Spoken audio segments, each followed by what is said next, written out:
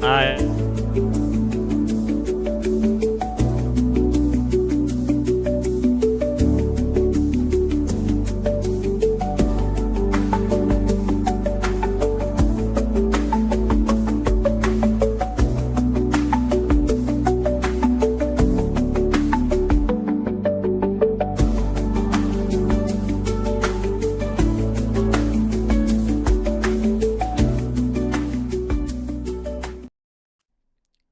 is up? Yo, yo, yo, yo, yo. Greetings, Derek. Hey, what's up, man? Thank you, Steven, for having me on, bro. Yeah, thanks for joining me. And hello to the 5 people who have jumped on this. Oh, snap. We have been testing audio on my end because Derek can only hear me in one earbud. And Yeah.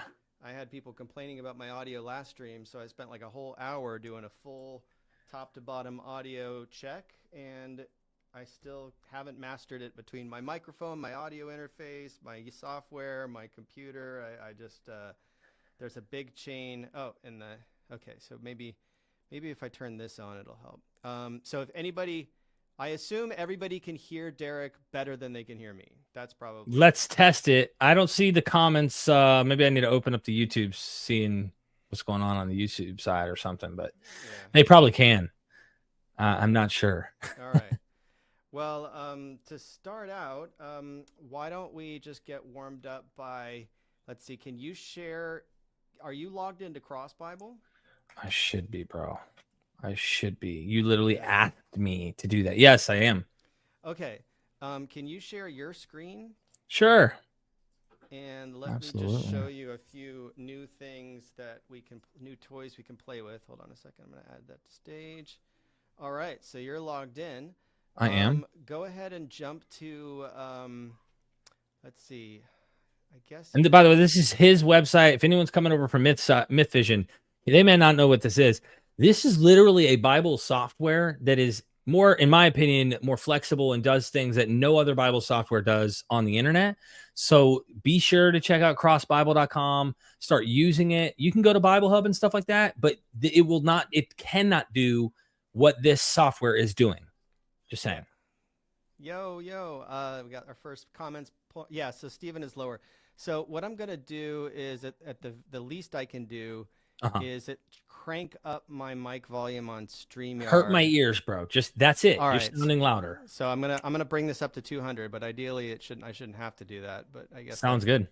All right. So go ahead and jump into, you're in dark mode. Jump into like whatever Bible verse you want to pull up. Maybe like Romans 9. Okay. Dude, do you really want to sink in the deep end this fast, bro? I mean, let's jump in. Okay, let's jump in, dude. Okay. Yeah, Romans 9. And the thing that StreamYard doesn't pick up, or it doesn't show the book menu when you pop it up. So it doesn't. Okay. Yeah, it's so basically what you see here. No, you're in the NIV. Now, is this what you would prefer to read? Or? No, I think RSV based on your website is what I typically go to. You go to sometimes the RSV. Okay. Sometimes I go to the NASB. That one's fun. Well, first of all, go up to the top right in your account and jump to billing. I just want to make sure. You sure you want to show everyone my secrets? Yeah, because your current plan. I don't remember. Are you okay? You're on basic. You're on the basic tier. Okay, so hit the back. Hit the back button. So that's okay. You're on the basic tier. Thank you for your support. Yep, of course, dude. So now you put years into this. All right. Yeah. So like, look. If you see the little cross symbol above the NIV, like that's to add another version, right? So we can compare them. We can keep the NIV, but just go ahead and drop another version in there. Okay. And it automatically chooses one, which I can always tweak. Yeah. So what it defaulted to was that it's going to show the NIV and the patriarchal text. So what you're seeing there is Romans 9 in the New International Version compared to the patriarchal text, which is the Greek version that they use for, in the Greek Orthodox Church, right? It's the official Greek Orthodox version. Now, if you click on, go ahead and click on the little, those 2 parallel lines that you see there, so you can flip it. This makes it a bit easier. It puts them line by line, right? It's not an interlinear Bible, but you're going to see like the English on top of the Greek.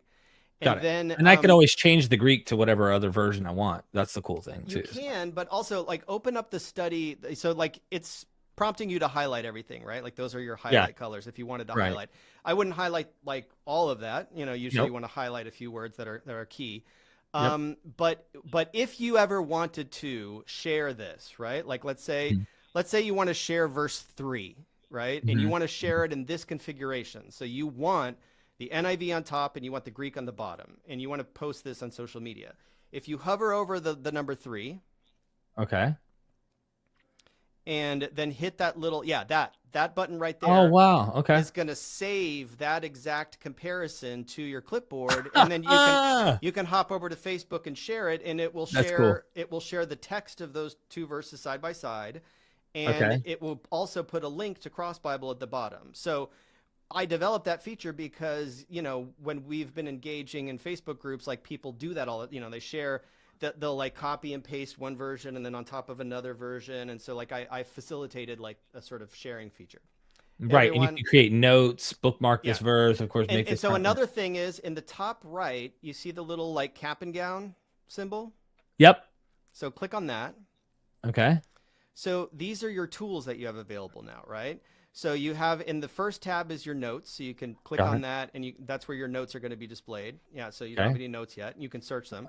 You got I've bookmarks. been a bad student. You got bookmarks now. So go ahead, like bookmark verse 1, for example. Like I prefer verse. I'd rather do verse 4 because this is in the vein of some of the stuff we're doing. So bookmark verse 4.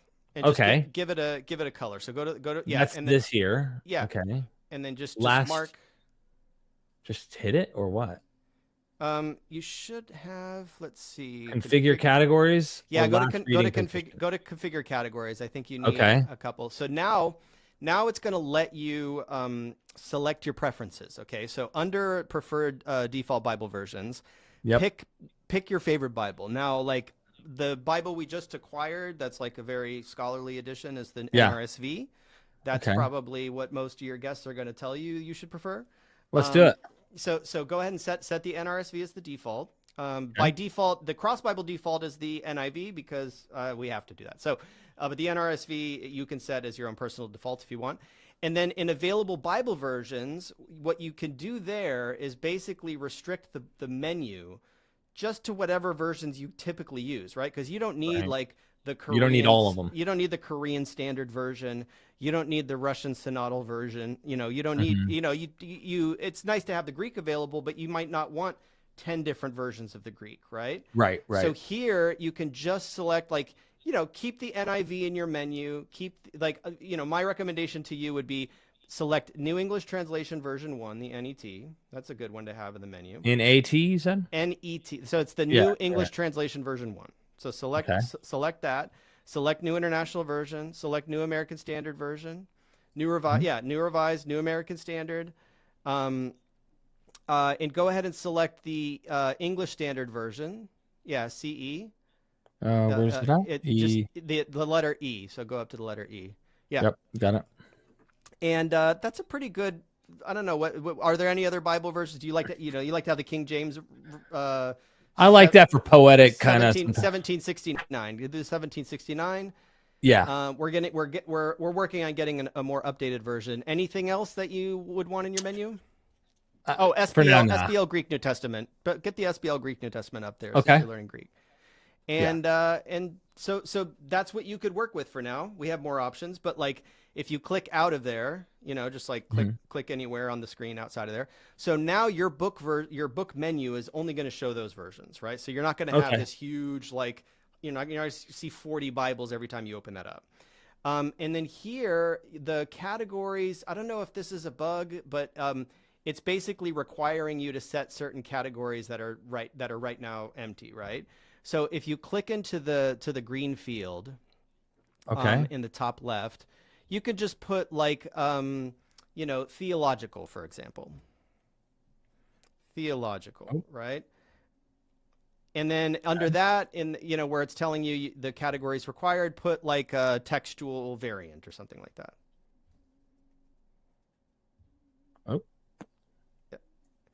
Yep. Right. And then under that, you can put Israel only. Right. And then I think, Right. is it going to let you, what happens if you click out of there right now? Okay, it just keeps. Yeah. Oh, sorry. Scroll. Yeah. Scroll down a little bit. Scroll down a little bit. Okay. This may be a bug. Keep scrolling down. Keep scrolling down. Okay. Okay. So here you have different. You can change the font size. You can adjust the font, the default font. Go down to the themes. The themes are pretty cool. Yeah. So those are the themes. I personally like the sepia theme in the bottom left. I think it's kind of like, yeah. So if you click that, now everything is going to show in the sepia theme, which is like, you're doing dark mode sepia theme right now. Got it. So I think we could rock that for this looks exercise. good. And then go back to like, let's see, go back to the verse that you wanted to bookmark and see if you can bookmark with a category now. Let's see. This is last reading position. Yeah. So basically there are two kinds of bookmarks. One is the bookmark that's going to mark your last reading position. That basically is like a singular anchor in your Bible so that you can quickly jump back to where you were reading last. The other bookmarks are these breadcrumbs that you could spread all over the Bible. But I think so in case people don't know, next week, I'm going to the SBL conference, and Cross Bible is going to be exhibiting at the conference. Yeah. So we have been rolling out new features like crazy, trying to get ready for the conference. And then every time we roll out new features, I have to like go and test it and make sure there's no bugs and stuff like that. So you're always improving it, though. This is always like this is wickedly more dynamic than it was half a year ago, like a couple months ago. It's come a long way. So I'm gonna be bringing my camera with me. I'm gonna be vlogging, and I'm gonna take anybody who is subscribed to Cross Bible. I think I cracked 2,000 subscribers now. I'm gonna bring everybody along with me to SBL, vlog, and like take it in, just sort of let everyone kind of join in that whole experience. It really feels kind of like David and Goliath, because my booth is going to be situated in between like all of the big companies that are, like Logos Bible Software and Zondervan with Bible Gateway and stuff like that. And they have like these huge setups. Oh, okay. So my volume is really... Can you go a little louder even on the StreamYard? I don't think so. I think I'm the loudest I can possibly go. I'm turned Can all you the way up. scream at us? Just scream at us. Just, yeah. I want to... Oh, okay. Hold on. Go down. I just... Oh, no. Just a little bit. It's too loud? Yeah. Okay. Yeah, hold on a second. Just a little bit. You know what I did was I turned the gain all the way up on my audio interface. Just keep it there, bro. All right. It's loud, but it's nice. Yeah. Your voice is sexy. I appreciate it. StreamYard should definitely be halfway through. Okay, so that's the So another thing you can do in the demo. So you looked at your notes. So the top in all those tabs on the right hand side, right? You got you're in your settings right now. Notes. So you got notes. Okay. You got your bookmarks, which right now you just have your reading position bookmarked because the other bookmarks aren't registering. You got highlights. So go ahead and just try and drop a highlight. I want to do in verse 4, like I said, the people of Israel, there is the adoption of sonship. Hold on, let me go up to verse 5, actually. There are the patriarchs, and from them trace the human ancestry of Messiah. Maybe it's let's do for not all who are descended from Israel or Israel. Let's just do that. Yeah. Okay. Okay, that's a good one. Highlight. Okay. Pick Let's a go color. Red. There we go. There we go. All right. And so now that's going to be in your highlights tab. Now, if you also hover over verse 8. Okay. Oh, I'm broadcasting in one channel, right side audio. This will be fine, I think. Yeah, if I'm only in one channel, I think my other option for audio is we'll have to deal with it this time just because we don't want to troubleshoot the whole time. I can uncheck stereo, but I think that's just going to put me in a different I don't know. ear. You sound good now. Like it sounds good to me. All right. Well, sorry, guys.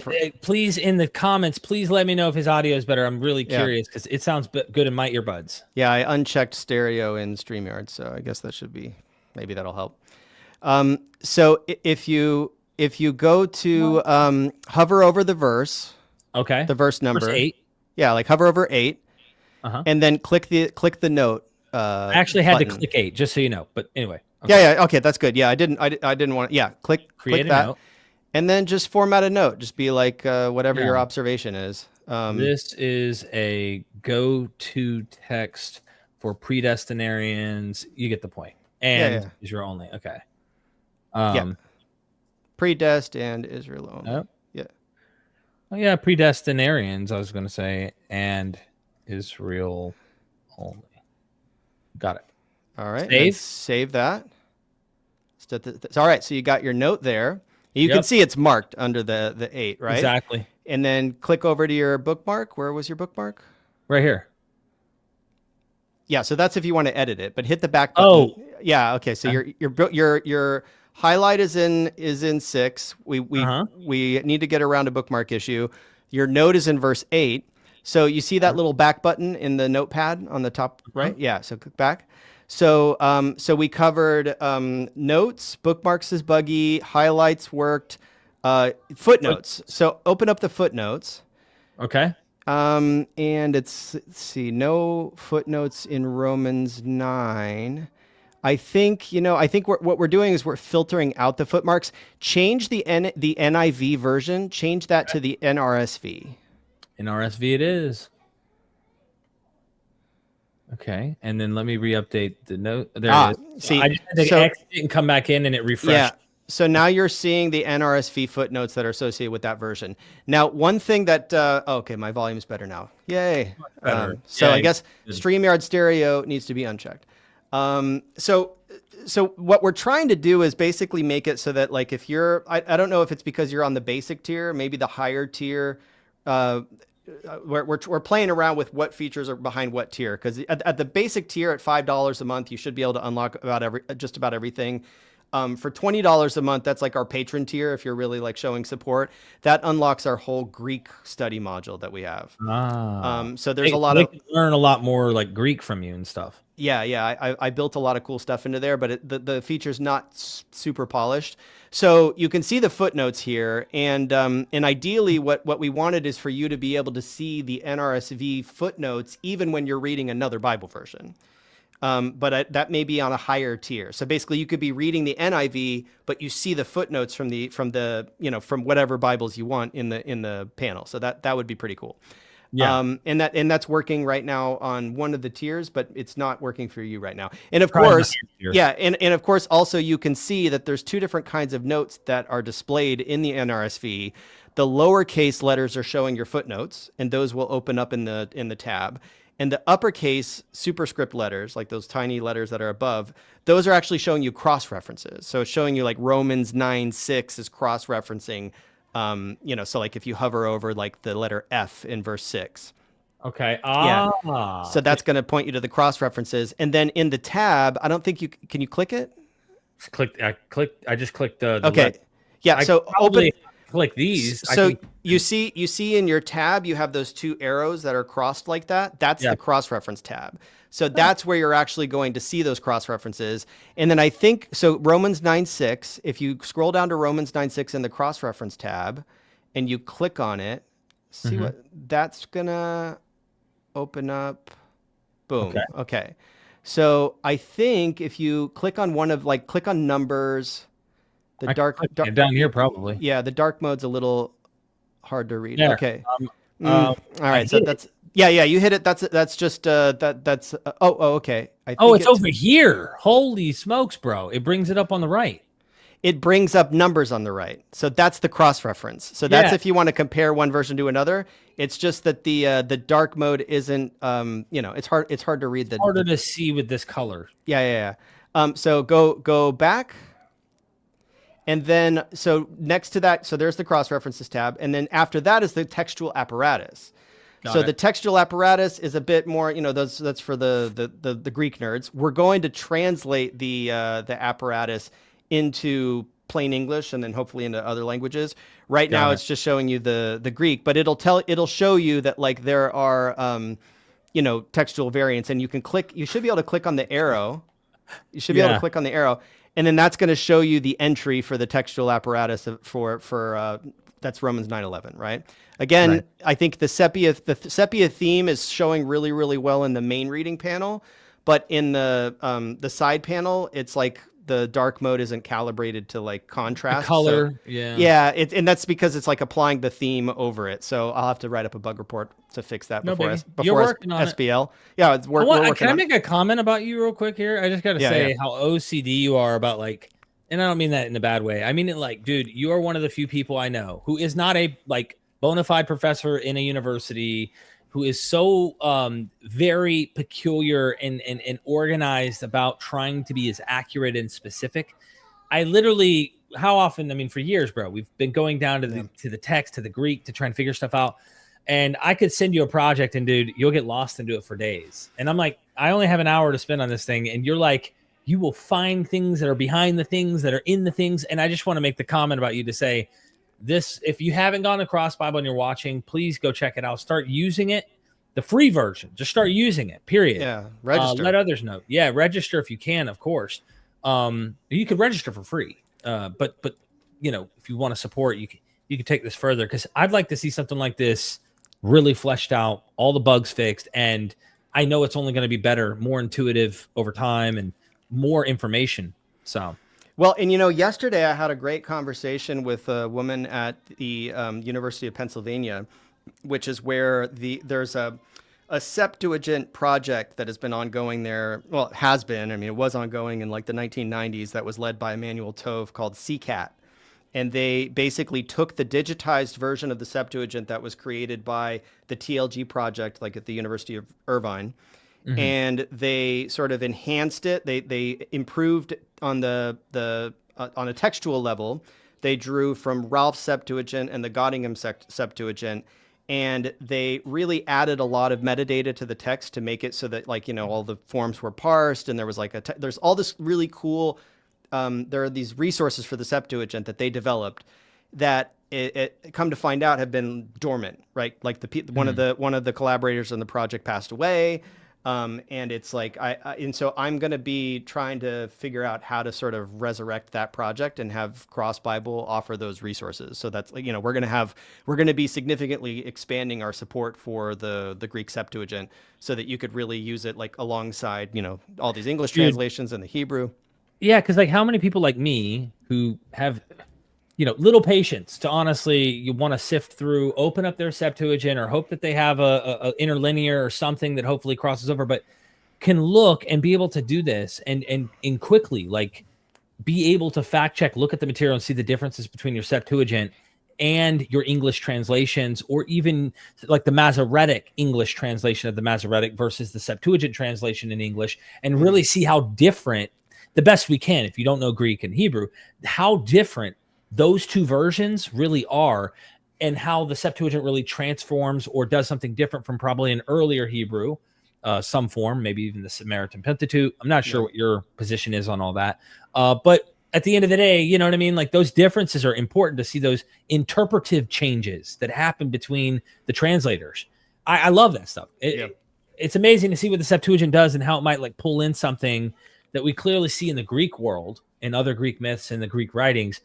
And it does a little bit of that sometimes, interpreting the Hebrew that way. It's fun. I don't know. I love that kind of stuff. Well, and what we're going to see is that a lot of the times, you know, there are certain key moments that I don't know if I have them logged in the document, but there are times that when you're comparing the Septuagint to the either, you know, Proto-Masoretic text or the, you know, the full-blown Masoretic text, the Septuagint tends to have all of these like pro-Gentile, more like universalistic themes that pave the way to Christianity that the Hebrew seems to be a bit more restrictive on, because it's, you know, obviously, like, you know, it was originally the Pharisaic text. And so that's where I think, because the early Christians were using the Septuagint, it really drove their theology, right? It's a more cosmopolitan text. I mean, honestly, the reason it was translated was for more people who spoke that Hellenistic language of Greek and were able to read it. All peoples were able to read this in the common tongue. And I think that that's an important historical aspect to this entire stream, which I know we haven't even touched the topic yet. We're just really toying with your baby here, because this is your baby, bro. Well, okay, and there's one tab you haven't hit, which is the lexicon, and that's there, right? So this crashed the stream last week This week, I think it should be good. So what you were going to look at, which was the verse that you were paying attention to? I thought it was 9. Is it 9? Yeah, 9:6. 6. Yeah, 6. Yep. Yeah. So drill down into 9:6. You should be able to select. So hit the yeah. So basically, there's two things that you can do here. Click on 9:5, like just on not the arrow, but just click. Yeah. So what that's meant to do is sort of shift your focus to 9:5. You see how 9:5 is highlighted right now? So I need to hit the arrow. No. Click back on 9:6 just in the main field. So there's two different buttons here. There's the whole rectangle is a button, and that will refocus you on 6. That verse, right? Just if you want to jump to it. And then the arrow on the right is going to open up the lexicon and show you all of the words that are used there, right? Got it. So the word that you want to drill it into is probably, I don't know, Israel, for example, right? So if you click on Israel, it's going to open up, and this is going to be Thayer's lexicon. So we're going to integrate lots of different lexicons. This is Thayer's entry. So when you want to look up a word, like that's how you look it up. You like select the verse, open up the panel, you see all the words, and then just select the word that you want. That's unbelievably cool, dude. So this is just again all in one. All in one. It's all brand spanking new. Most of these features, if not all of the features that you saw just now, are going to be available on the $5 a month tier. And really, it's just a matter of us proving to potential partners and investors and people that like this has some viability because people are signing up for it, right? And we get a gradual trickle, but my hope is I can generate enough interest and leads in SBL, and I'm going to vlog this whole thing. Like I got to go to Boston, and one of the first things I need to do when I go to Boston is find a monitor. So I'm going to drive to a Target and buy a monitor, rent a car, bring this thing to the showroom, set it up. I had to pay extra just to get an outlet. So I'm gonna have to plug in my monitor, set everything up. If things go wrong, I'm just gonna accept it, and I'm gonna vlog about it, and I'm gonna complain to all you guys about everything that goes wrong, and then we're your shoulder. And I'll do some live streams. I'll cut together a video to document it, like a little travel vlog, and that way, even if it's not successful, even if I don't generate a bunch of leads and people don't sign up and people aren't impressed, and at least I'll have some good content out of it, right? Even if the whole, if it bugs out on me, and of course, in the top nav bar, you do have the timeline, right? So I would be remiss not to encourage you to jump into the timeline. Where's it at the very top, the navigation bar.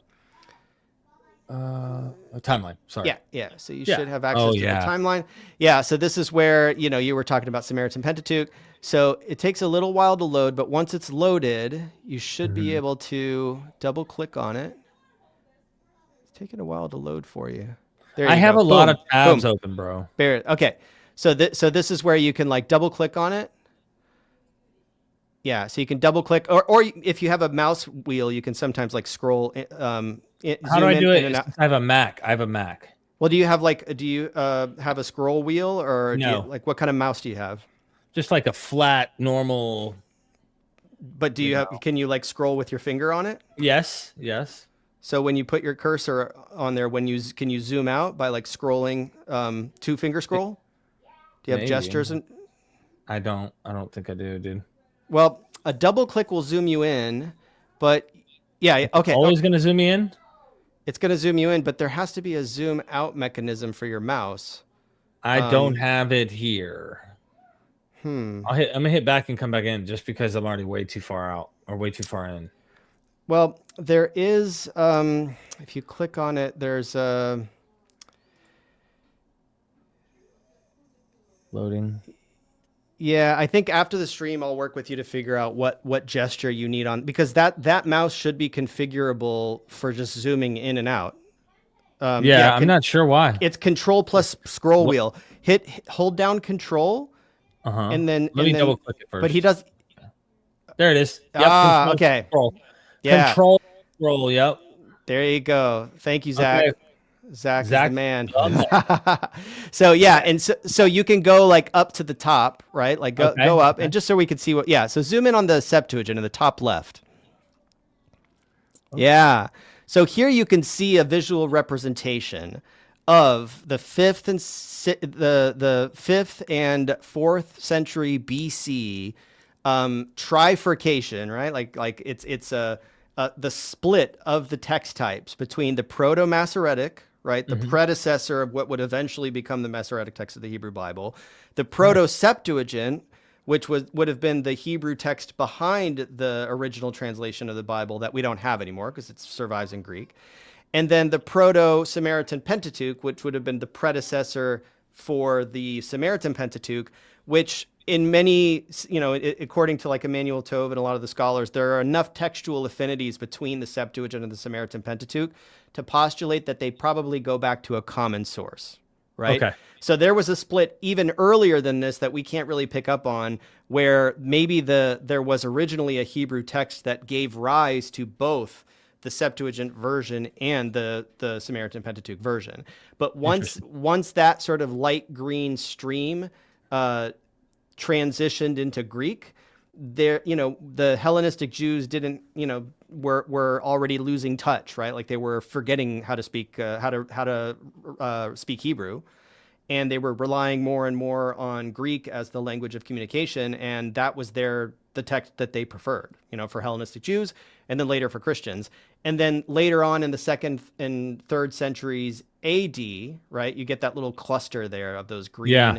And those are all of the revisions of the Septuagint to adjust it towards the sort of a rising standard Hebrew Masoretic text. And it's interesting too, just to note, like with the Christian ideas too, how a lot of canon gets gravitated toward what Jews accepted as Old Testament. Because during all this time, you do have kind of this flexible fluidity of what is going to remain as the Old Testament or the scriptures. And the canon is being developed during this time.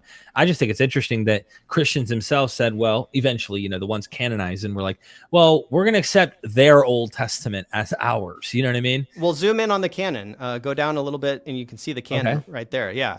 So if you zoom in, you can see that like that left box is showing you all of the books that eventually became canon in the standard, Jewish Bible of today, right? Like that the Jews have all accepted.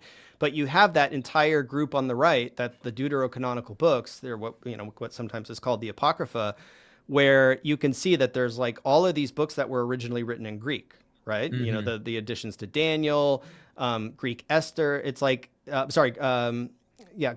go zoom in a little bit so we can actually read it. Oh, zoom in? You want to do here? Yeah, you can see. So there's Greek additions to Esther, there's Greek additions to Daniel. And some of these books were originally Maccabees, like, 1, 2, 3, and 4 Maccabees. Yep. Like a lot of these were they don't have Hebrew predecessors. So it's like that, we've been discussing a lot about, these people that are like, oh, the Septuagint came first. It was originally written in Greek. Well, some of it was originally written in Greek. And so scholars have been able to figure out what was originally Greek, what was originally Hebrew. And if you think it was all originally a Greek, then you're, I got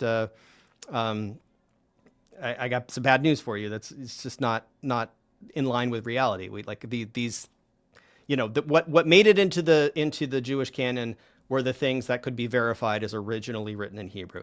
All the stuff that was originally written in Greek, the Jews rejected it, the Christians kept it, but but some Christians broke away from it because they wanted to be in line with what Judaism was exactly regarding as scripture.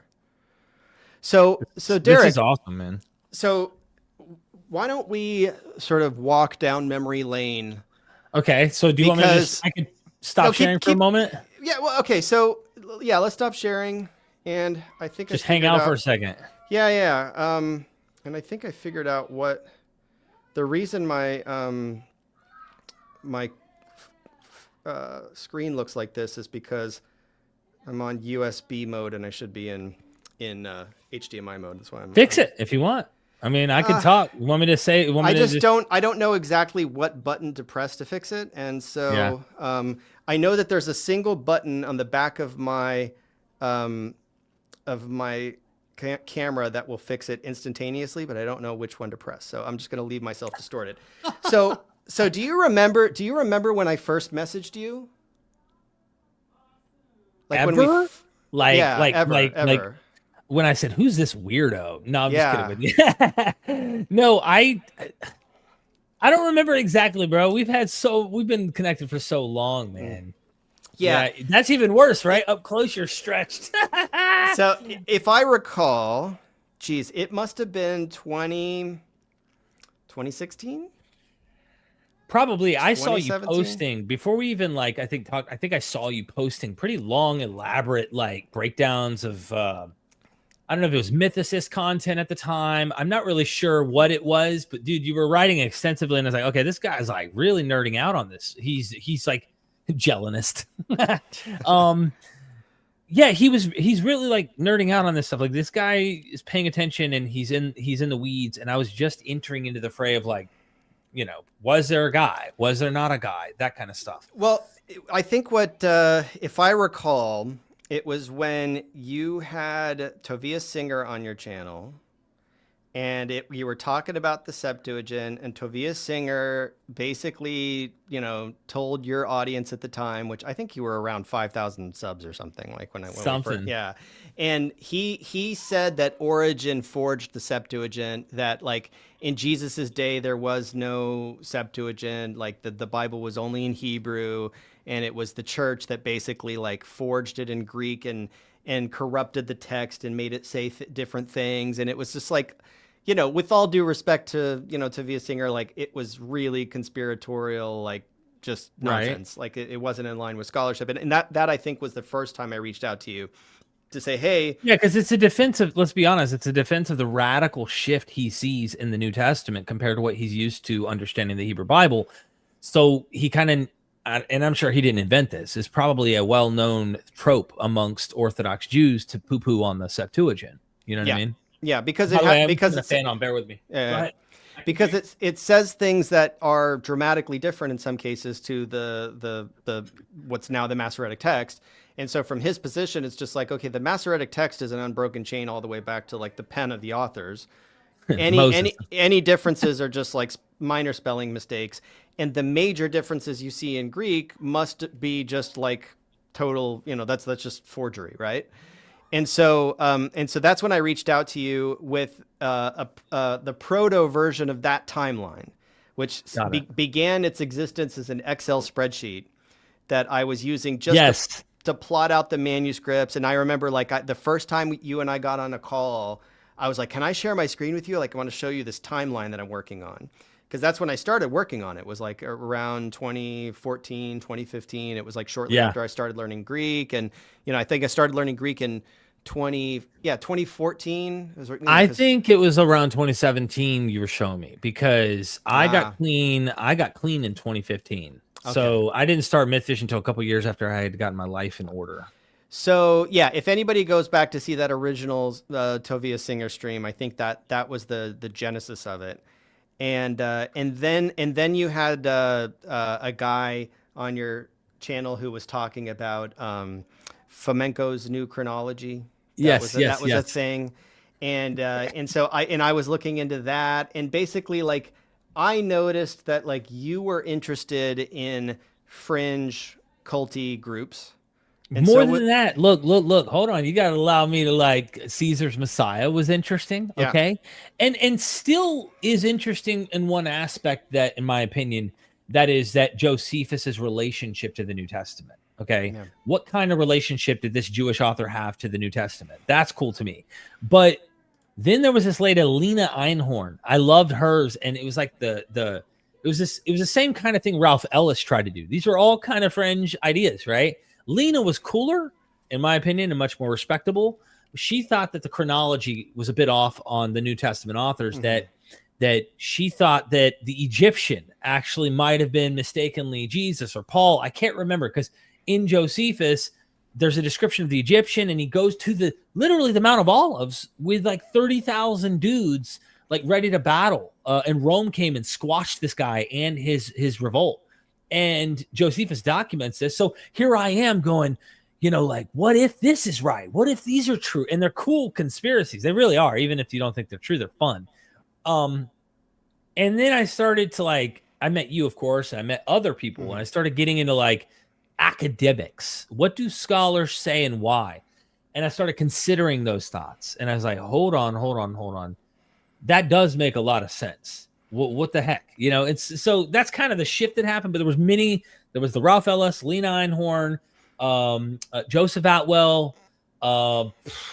You talked about like flamenco stuff. It was conspiracy stuff that I was dabbling with, but I was also beginning to astrotheology. Yeah. The whole Bible is astrotheology.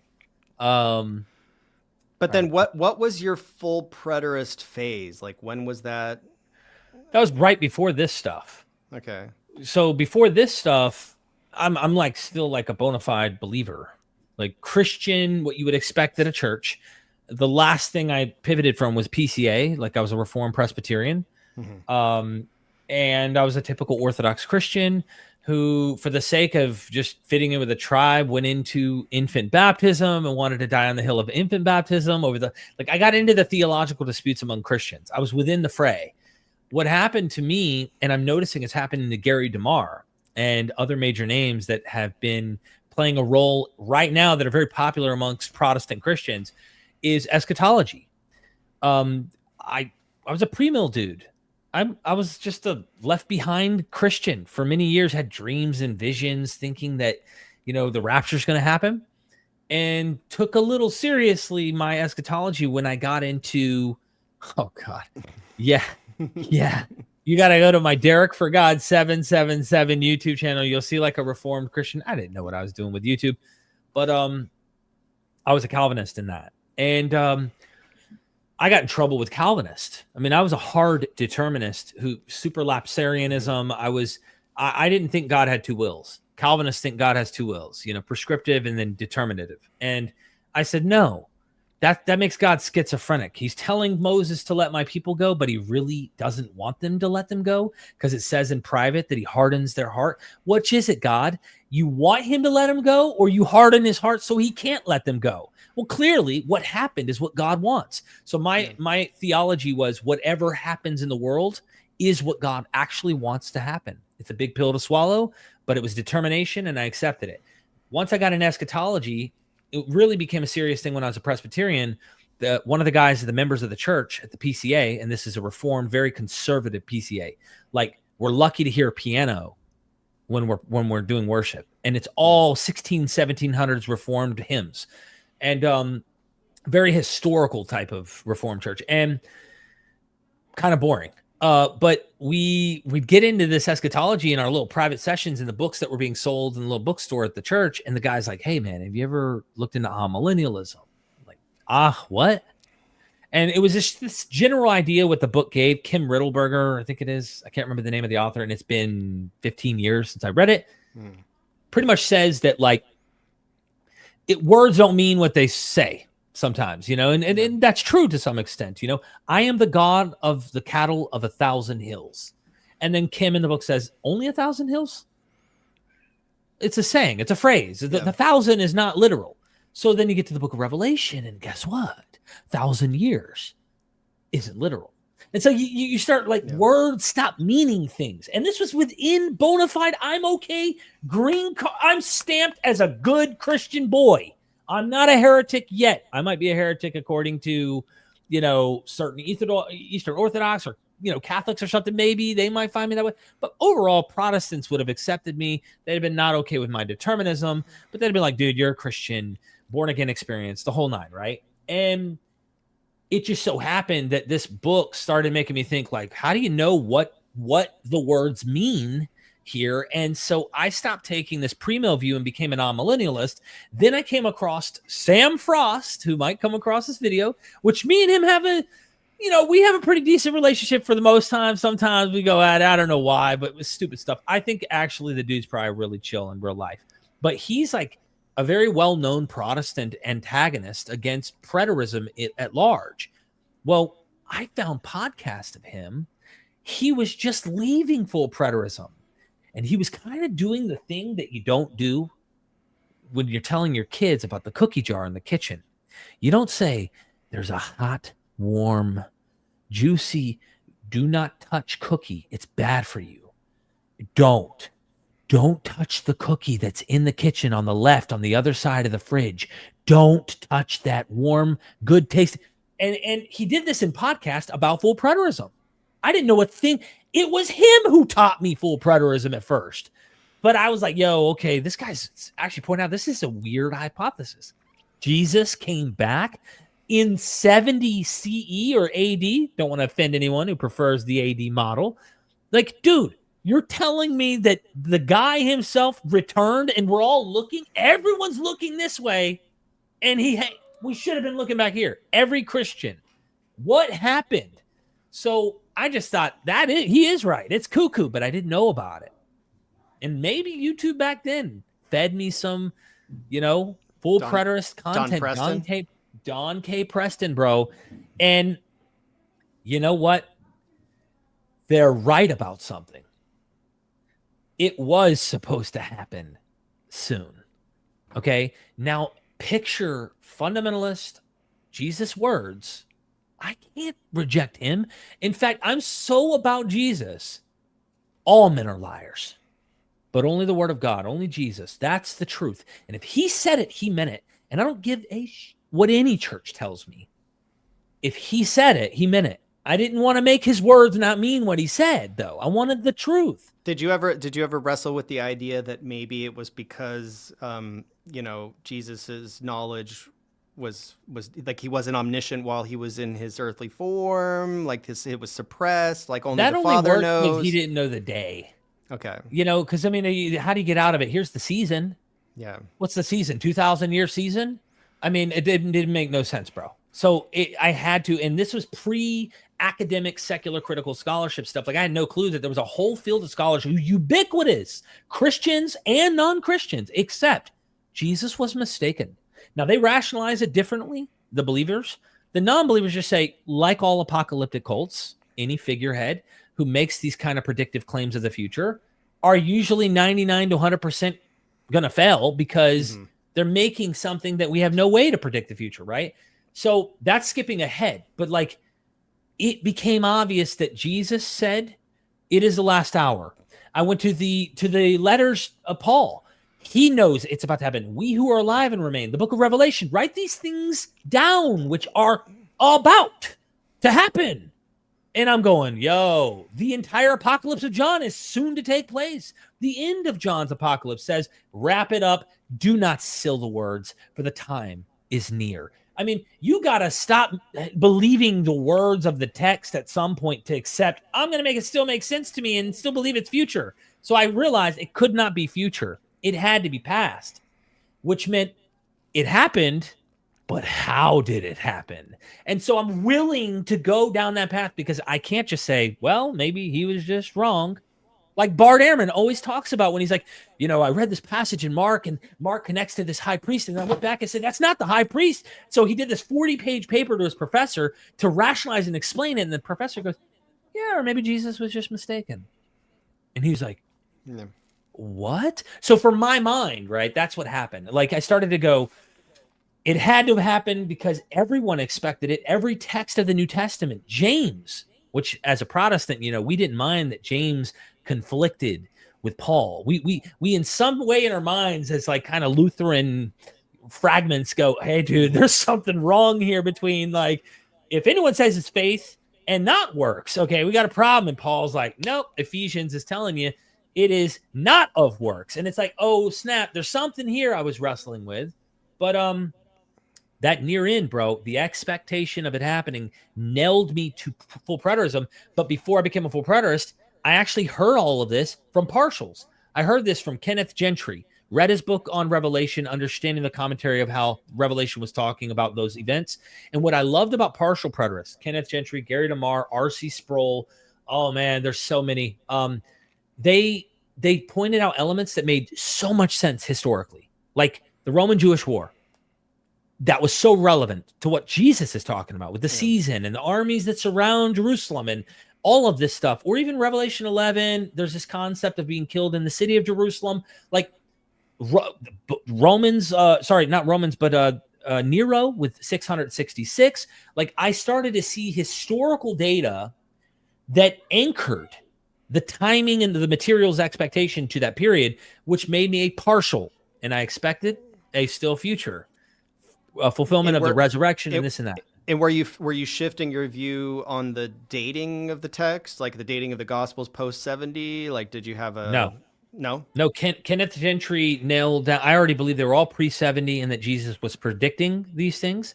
Mm-hmm. Kenneth Gentry made the case that the book of John, the Apocalypse of John, was pre-70. There were fossils in the Apocalypse that seemed to indicate awareness of around the time in the 60s of the coming war. I did not see anything that a hyper-conservative non-evangelical would. Like, I did not accept a single gospel was not written sometime within the decade or decades of Jesus, definitely before the war, because that would have hurt my mind in thinking, whoa. If someone would have came along and said, dude, they wrote this down after the war, therefore you really don't know if they just wrote this after the war and put it in the mouth of Jesus, or if it was. No, I was so defensive watching debates where I'd skip the skeptic and go right back to the Jesus guy who's fighting the skeptic. Like, I didn't want it not to be true. I wanted it to be true. I believed it was all pre-70. All the Gospels were pre-70. Paul's letters, of course. And there wasn't a single New Testament document that I said was the second century. 2 Peter, I did not think, I had no clue was a forgery. I had no clue that these letters were being written in names that weren't really written by those people. I thought James wrote the name, 1 Peter and 2 Peter. Peter wrote those. I accepted all of that stuff. And the shift happened when I become a full preterist eventually, and I'm cutting ahead here. I become an absolute full preterist. I believe the second coming. I get in trouble at my PCA church because I'm having men meetings and we're having Bible study. And, like a caged Calvinist who can't shut up about predestination, I can't shut up about full preterism. And like, we're reading, all of us read the same text and we're reading. And I go, did you hear that? Repeat that. What does that mean? I know what it's like. I've already come to a conclusion about this, right? And then they're like, I don't know. And like, I go, doesn't this seem to say this? And then they start getting persuaded. So some of the men's fellowship started to bring this to the main pastor. Bro, they had a 5-man, it felt like I was in a court of law. They had a rebuke Derek session. 5 elders sat down behind this one side of the panel, and I'm on the opposite side. I really started feeling like Martin Luther when I've read the accounts where he stands before the papal, court, and he says, "My conscience in Scripture, I swear I cannot." That's how I felt, and I wanted to give argumentation back. They would not allow me to. They wanted me to accept a rebuke. Shut up. You're wrong. This is false doctrine, and that was it. There was no reasoning and making me feel at home. So I decided this is not my home. This is clearly, they have like a path, a traditional Christianity, and this is how they believe and how they follow things. They will not accept or be willing to debate these issues. And so I felt uncomfortable, and I made very few attendances after that. Later on, I give a testimony at a Preterist church a year later. That main pastor, Andy Webb is his name. If you ever look him up, you'll find him. Contacts me via private on Facebook. I finally had to block him. And he says, that's a lie. You're a liar.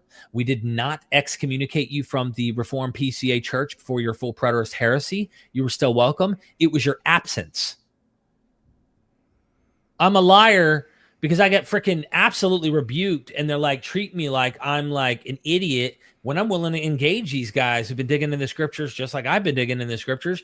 And they're not willing to engage. They want to rebuke. They want to silence me. They don't want me talking to other people in the church about it. They just want to condemn the doctrine and then move forward. And so I said, hey, I don't feel like these guys are after the truth. So I stopped going. That's what they legally and documented wise for me and my wife excommunicated us from the PCA. That freedom allowed me to explore full preterism in more depth, allowed me to explore more hypotheses. And then that led me to eventually fringe ideas that eventually took me back full circle to something more academic and rigorous. And yeah, now that's the nutshell. In the description, I have a few key links, and just for people that want more background on Israel only, because that's what we're here to talk about, right? Yep. That's what we decided to talk about today. And if you look at one of those links is the interview you did with Jason DaCosta, which I think, correct me if I'm wrong, was that the first time Israel only was discussed on your channel? I don't know if it's the first time it was discussed. I think I discussed it with James Creating Christ, James. His last name is not coming to my mind right now. He's a friend of mine. So forgive me if you see this. We covered this. We were kind of debating it and arguing against it, and it creates like, we're talking about like locker room talk, guys, like this kind of back and forth. And then finally I'm like, come on the channel. Let's hear your position, because I'm not like, I hear everything, dude. I'm open to hearing any and all positions, as long as I'm like, I filter stuff, bro. I hear enough when I know something's so out there. I get emails. You should let me on, because I can tell you how Tesla actually was a reincarnation. I mean, like when you hear that, bro, you can't entertain stuff like that. At some point, you got to go, dude, that's not my kind of channel. I'm looking for serious, actual truth, not weird stuff like that. But he came on, presented it. We're cool, but I'm not buying it. I just didn't buy the conclusion. I think there's a lot I've learned over the years, though, from Israel only, that made me see why they see things the way they do. But I guess we should probably define what it is for the world. Yeah, Valiant. Someone said James Valiant. That's my buddy. Because this was old school. This was like 2019 of you talking to like a picture of Jason DaCosta. And that was one of the videos that you sent me, I think, early on, to say, hey, you got to get into, you got to look into this. And I think the reason you were tagging me and inviting me into the group, I'm not going to play any of this. I think the reason was that you wanted my perspective on the Greek stuff. Right? Yeah, because you, dude, very few people do I know who get into the weeds. And when I would approach academics that I had started to befriend, they don't have the time for me to just send them this project and say, hey, there's 800 verses these guys are using systematically. They have like a systematic way of systematizing a conclusion. And let me just give my personal, there is different versions of what they call Israel only, but you have to first understand the preterism part. And then we have to explain the fact of what they're trying to conclude. Okay. For the audience, just if you're coming across this for the first time, full preterism is ultimately all prophecy fulfilled. All biblical prophecy is fulfilled. Specifically coming from a Christian context is saying that the second coming happened. The resurrection happened. All of this was past. It already happened. Now, within this are phrase of various forms of full preterist. Some are idealist. Some are individual body view. Some are corporate body view. They don't like each other, okay? It's like every cult in the world that splinters and doesn't like each other. And then they argue, and then they splinter, and then there's a splinter within that. It's just human nature. But out of full preterism, when you know the end had to happen, then you reinvestigate and go, how do I deal with this 144,000 here? How do I deal with Isaiah's prophecy or Jeremiah's prophecy, specifically talking about a new covenant with the house of Israel and the house of Judah? Gentiles aren't mentioned there. There's no other people in the new covenant mentioned in the Old Testament prophecies. So I must admit, this is my perception of the Israel-only origin of where I think it came from. Most people probably don't know the historical record here. There were two guys, historically, when all this first happened. I'm a full preterist. I heard about this guy, they called him Rivers of Eden. He goes way back. Yeah. He was under the IBV, the individual body view cult version, okay? He was convinced with this other guy, Donald Hockner, two dudes, who were looking into Christian identity, which is another kind of Christian British Israelitism. You could see this, you've mapped all this out over the years, okay? All this, they saw an interpretation from British Israelites, Christian identity, which is pretty out there in terms of like most Christians don't accept this stuff. And you actually find this in Black Hebrew Israelites or Hebrew Israelitism today. Yeah. Certain versions of it where Gentiles, the Goy are not, in the covenant. They're not, salvation is not for them. What happened was Donald Hockner and Rivers of Eden found those aspects convincing or interesting and ran with this interpretation, and they started pioneering this idea.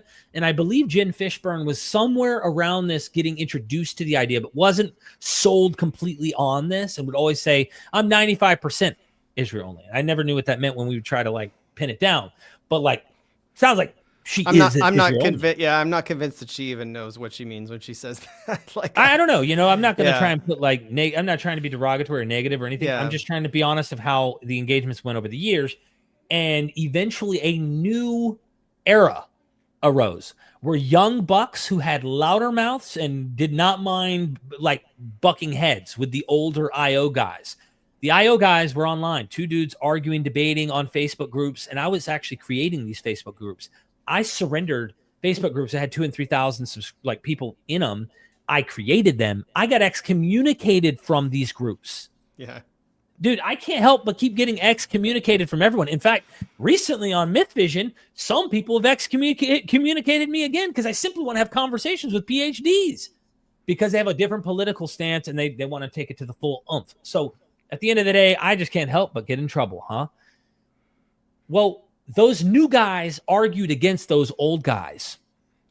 The new guys often accepted covenant creation, which you have on the right side here, covenant Israel only, right? Yeah. Yeah. Covenant creation.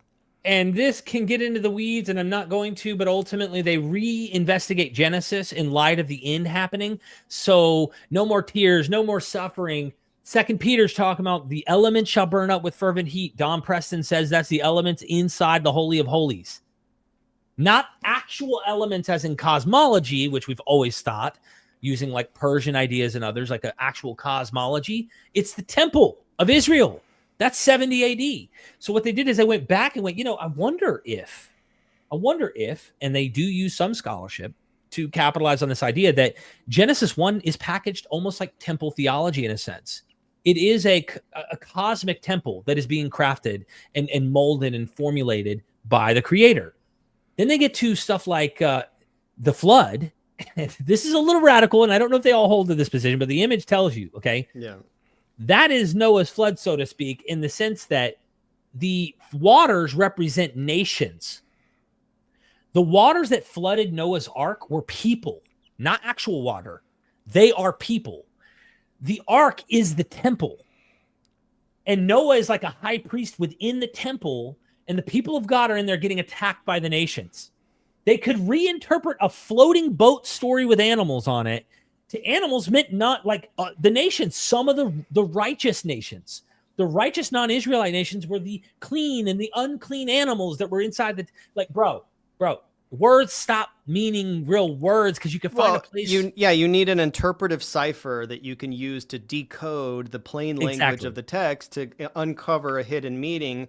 And once you think you see that, you like can't unsee it, right? Yeah. And I mean, you would think if you're going to apply that here, then we should just go back to Gilgamesh. See how that works out with Utnapishtim telling the story of Enlil flooding the entire earth. Go check out the flood myths that this myth in the Bible is inspired in some way, genetically or indirectly, which is consensus scholarship. Academics accept that Genesis is inspired from earlier motifs that come from the ancient Near East, Mesopotamia specifically. So anyway, words stop meaning words, but the point is you can see that they competed with the earlier model and the earlier guys just got silent. They just stopped. And they interpreted Genesis very literal. Those original guys were like it was very literal. They came in with covenant creation and mixed it with this kind of the whole goal about the Bible is only salvation for one people and no one else. Yeah. It's all about soteriology, using a theological term, salvation for Israel only. And Israel is defined as an ethnic, tribal, biological, genetic nutsack of Abraham. I always use that term. Forgive me for my language, but it's just what I've been saying for years. If you did not come from Abraham's seed, and you know what that means, literally, you are not in scope and never were and never will, and the end happened in 70. So you get this window from Abraham, practically, and Adam as a metaphor for, Israel. Like they almost want to start the clock at Abraham. They don't really accept the 70 nations material, giving that some credence later in the New Testament. They kind of want to start the clock there in Genesis 1 through 11. We could wiggle, how did Noah know about unclean and clean laws or levirate marriage laws and different, like, how did he have that when he didn't have the laws? That's how they try to argue out of this. So, but it's interesting that when you look at this chart, though, a lot of these, like covenant Israel only and all this stuff, like those are just like, we're talking about maybe, I don't know, a few dozen people who are really active, five people at the top that have like each of them like maybe 10 fake accounts, so they look like 50. And then, like, I don't know, maybe it's a few hundred spectators and people like it's not as like the on top of this is the Black Hebrew Israelites, or just the Hebrew Israelites. I would say that, or the British Israelites would along with them, but I don't think they're as popular anymore. They're not anymore, but they were the predecessors, and it's like the Black Hebrew Israelites really are the ones that get the attention of like the apologists. Zach said, yeah, but the Israelites were known to repurpose things, so Noah's flood may be a metaphor for something else, without Gilgamesh being a metaphor for the same thing. I would just there's obviously two flood stories in the Noah's flood story that are Israelite based. To me, it seems like a no-brainer. The same motif, the same repentance of the deity after trying to get rid of the humans. I think the difference is that ultimately one is for in one myth you have they're noisy. There is a version of that story, and it is not the popular one, where they're kind of sinful, they're bad. But they're noisy, and he eradicates them. Whereas in the biblical text, it says their hearts are continuously wicked. So there's a motif of getting rid of humankind for some reason, and they may differ for that reason to some degree. But yeah, I don't think they're that different. You know what I mean? Now the thing that is really spawning. So to go back to like British Israelism and Hebrew Israelitism, right? The idea is based on the historical timeline, right?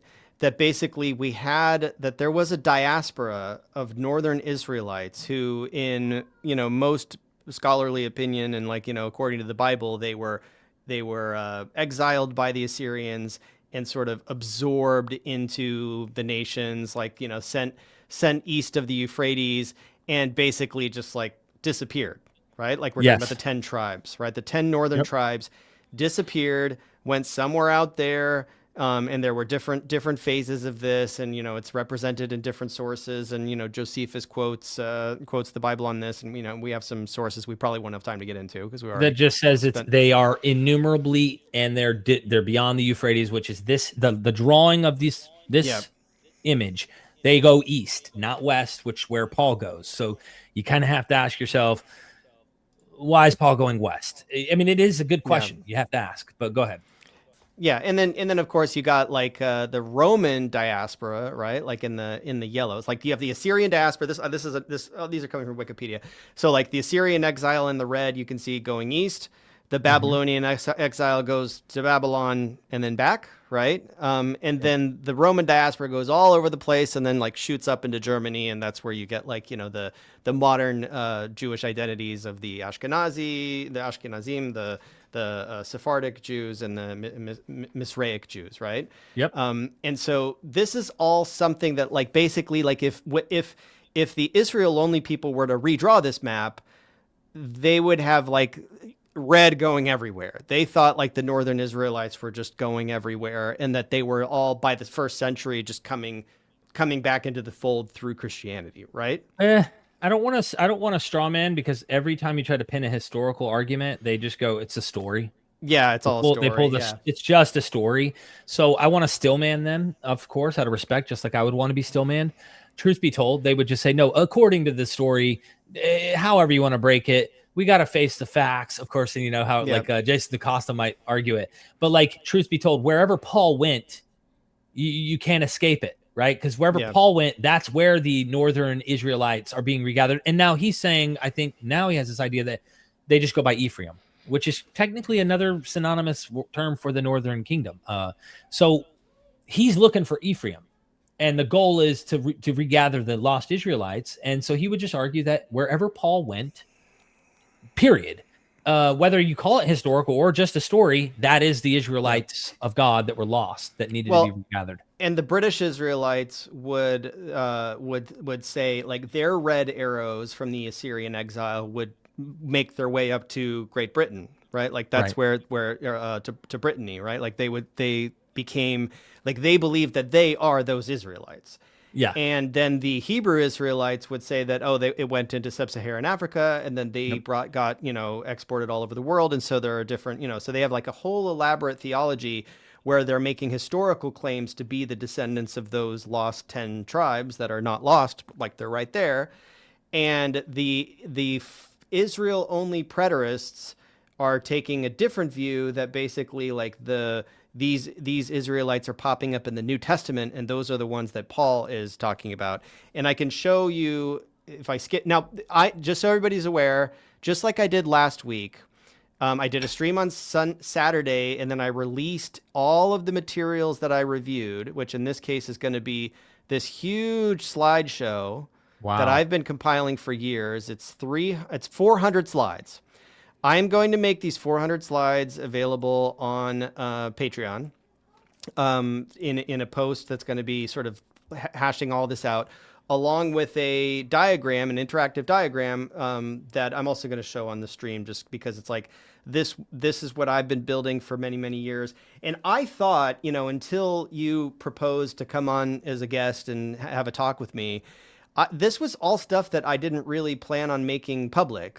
Yeah. I made some of these slides public in the interview that you did between Jim Majors, and that's the link is in the description of that debate between Jim Okay. Majors and two of the top IO defenders. And so some of these slides were covered in that debate, but you didn't get through them all. And I don't know if there will ever come a day where you or I will get through all of these. I'm just going to give them to my Patreon supporters, because it's like, otherwise I just did all this research for nothing. It was just a big, Dude, we did years of this. Yeah. And I'd have like Audio Fear, Ishai Rosenzweig, top Jewish scholars who are researching on the origin of Goy. They're like, where does this come from? Jason Staples clearly is like, I think the closest thing that gives them hope, in my opinion, that maybe the New Testament is actually trying to, or at least Paul, not that the New Testament, that Paul might be trying to in some way save all Israel, meaning including those lost Israelites, because they've become absorbed into the nations. So by saving the nations, you save the Israelites. Well, the interview that I helped you with was the interview with Adi Ophir and Ishai Rosenzweig on Goy, on their book Goy. That's also linked in the description, because we collaborated on that. And so this is really at the heart of this matter, is like, what does the word Gentile mean?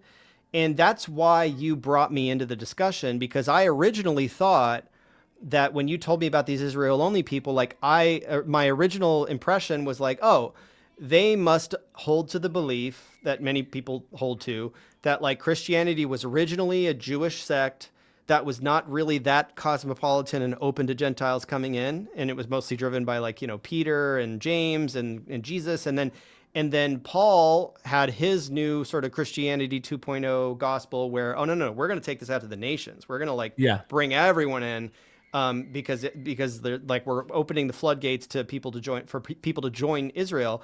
And that I assumed that the Israel only crowd was just sort of was just making this argument that like, oh, okay, maybe they were cleaving to the original Jewish form of Christianity. That's what I thought.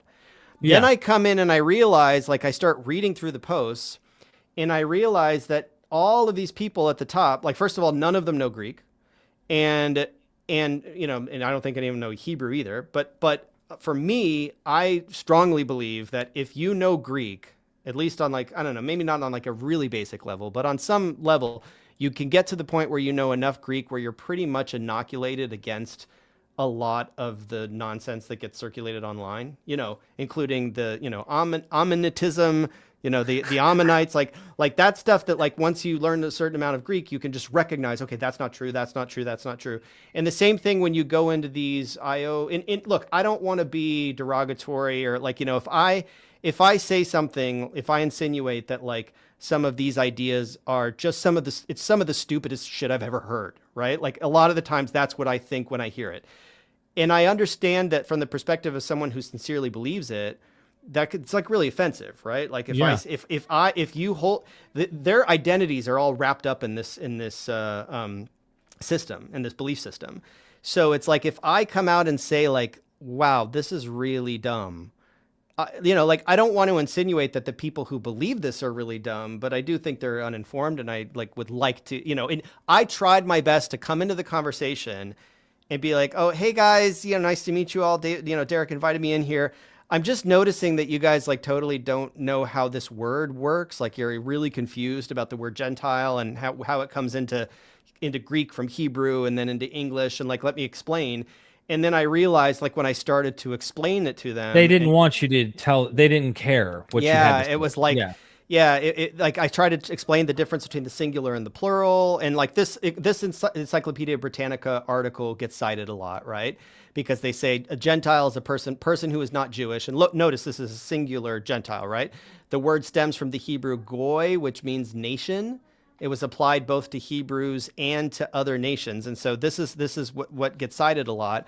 And then when you really peel back the onion and you dig deep, historically, you realize that all of this, as far as I can tell, it all goes back to John Hardin Allen, who's the founder of British Israelism or Israelitism, right? Mm-hmm. So he says, but says one, Paul said, I turn to the Gentiles. I am an apostle of the Gentiles, or the nations, right? I magnify mine office. And so if you really look into this, and he says, but ethne, with two E's for some reason, the plural is of course defined by this same authority as the nations, hosts, tribes, and people. And so this is fundamentally confusing a lot of people. And this isn't, I guess I could be dismissive and say, oh, it's Greek 101, because, what I would do initially in these conversations with people is like, I would cite the lexicon.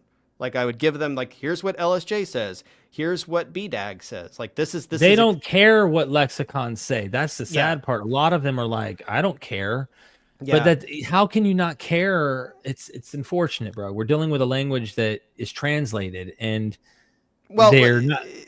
Yeah, basically the responses I would get to like showing them what lexicons say is just like, yeah, but those lexicons were all put together by like wannabe Israelite faux Christian, like they would just dismiss it. They're just biased is the point. Yeah. They're biased and they just, for them there are no authorities, right? Like there's no authority above. So you point out like, well, the Greeks use this term also to refer to like, it's just when you use it in the plural, it takes on a new meaning that it didn't have in the singular. And you can see the Greeks using it this way to just like, oh, you refer to the nations, right? You belong to a nation, which in the case of the Jews, they belong to the nation of Israel, right? The holy nation, the one that's set apart, the one that's, like Kadosh. But all of the other ones, those nations, those are just foreigners. And the thing that was interesting about the interview that you did with, about the book Goy, about Ishai Rosenzweig and their work, is that they really document the fact that in the oldest layer of the Old Testament, like that word is really just getting used to refer to just people. Like to a people person, like a people group, and then in the plural to people also, which is what you find in Homer when you see it used in Homer. It also goes through a similar transition in meaning, like the development of the meaning happens in Hebrew and Greek almost in parallel, where they may be influencing each other, and then in the later Phoenicians is a common and then in the later period. You get the development of the new meaning where it's like, oh, okay, this is what you're saying to refer to foreigners, like the nations. So there's another. So I'm going to stop sharing that, and I'm going to preview this this diagram. So can everybody see this? Hold on a second. Boom. All right. Yep. So this is going to be available on Patreon probably tomorrow. And it's all here, unlike the one I shared last week, this one is in sort of English and Greek, right? So you see the English on top and the Greek on the bottom, right? Right. And also, like, what I don't have here are the Hebrew terms. And the thing to keep in mind is that because this sort of belief system is grounded in the in the New Testament, right? Like it's connecting back to the Old Testament, but it's really, really anchored in the New Testament. The New Testament authors, for the most part, are all interpreting the Old Testament through the lens of the Septuagint, right? They're all reading it in Greek. Right. So the Greek terms are actually, they become more important in terms of how they're used than the Hebrew terms, right? So the way that these concentric circles are working, and I originally when I made this, it was an attempt to illustrate what IO believes. Yeah. So You said it like this? Is this a still man of what you would identify these particular, like, is this accurate, representative of your, position? And of course, they have their guard up no matter what you say, even if you're really just sincerely investigating, which is what you were doing, just trying to nail down that, hey, am I accurately placing God-fearers in the correct category here? Do you think this is, you know what I mean? All these things. Well, basically, I gave up trying to come up with a chart that would accurately portray a diagram that would portray what the Israel only guys believe, because they just don't like it to begin with. It's just like when they look at it, they're just like, it's too much, right? I've seen similar charts put together by them, but the thing to keep in mind, the way that this should be used, it's similar to the one I did last week, right? So if you come to any of these, you can click on them. There's going to be a link to Perseus Tufts to show the definition of the Greek word. And there's going to be like an explanation of the the definitions coming from BDAG, coming from LSJ, for all of these terms. So these are the terms that the proponents of Israel only are going to be leaning on in all of their proof texts, right? And so I got 400 proof texts. We're not going to have time to go through 400 proof texts. Nope. But all of them are going, like, when you join Patreon, or for the people who are already on Patreon and you dig into this tomorrow, I'll post this video at the top as a sort of guide. The thing to keep in mind is when you're going through the slides, if you come across one of these words that's like bolded in red or blue or whatever, it's probably a word that's going to be on this chart. So what you see here is basically all of the words that are describing, the terms that are describing like the world are up here on the top, right? And these are the things that they harp on, right? So like you have the word cosmos, right? And you have the inhabited world, right? And just so we're clear, most of the universal terms we would have interpret universally, they usually find ways to restrict to a very local, limited everything. Yeah, mankind. That's it's Israel. Israel's man, and the animals represent the nation. So these are mankind, or cosmos. You might have the idea of this 7-layered cosmos in Greek world, right? But ultimately, the whole earth, it might be in mind, or even you might even have just the Roman Empire. But they want to like try to even restrict it down to the land of Israel. I mean, like they do things like that with definitions. Yeah. So basically, the Greeks had, and by extension, the Hellenistic Jews who spoke Greek, had plenty of terms, a lot of them, a lot more than we have, to describe foreigners, to describe people that were like of a different nation from you, right? And we're not talking about nation states. Like the word nation is a little difficult in English because in Greek it originally refers to a people, right? So in the top you have people, which is the word laos, right? You have nation, which is the word ethnos, and then you have the nations, ethne, or ethne, and then you have the outsiders, which are the ethniki or ethnikoi, right? So there is a noun in Greek for a singular Gentile, but as far as I'm aware, it's only used in the Gospel of Matthew, and Paul never uses it. And Paul refers to foreigners as ta ethni, right? And what he means by that are people who are not of Israel, right? And there are a lot of proof texts to show that this is true. And in our process of trying to find somebody who could take all of the research that I did and condense it and like present it in a scholarly fashion, we worked with Richard Carrier on this. So Richard Carrier, I have a link to his blog post below, where he wrote a blog called "The Incompetent Crankery of the Israel Only Movement." I think that's what it was called. And he's so over the top too, though, bro. Like he's like trying to get their attention. Yeah, and and then you arranged a debate between him and Michael Barris, and Michael really did not like being called, a crank to his face, and Richard didn't hold any punches, They and both didn't hold punches, and I yeah, didn't want that to happen. So yeah. I was like, I'm just not making this public. I'm So, not. so that fell apart. Then we got Jim Majors, who is like disappeared from the internet now. But we got him to come in, and he participated in a quote unquote debate where he basically just ceded almost every single point. Like he was so passive and so polite and so underprepared that he really just kind of like I don't know. He was probably no, he wasn't really into it, right? So like we couldn't get someone to walk a middle ground between like being super antagonistic like Richard Carrier, and then being like so wishy-washy like Jim Majors.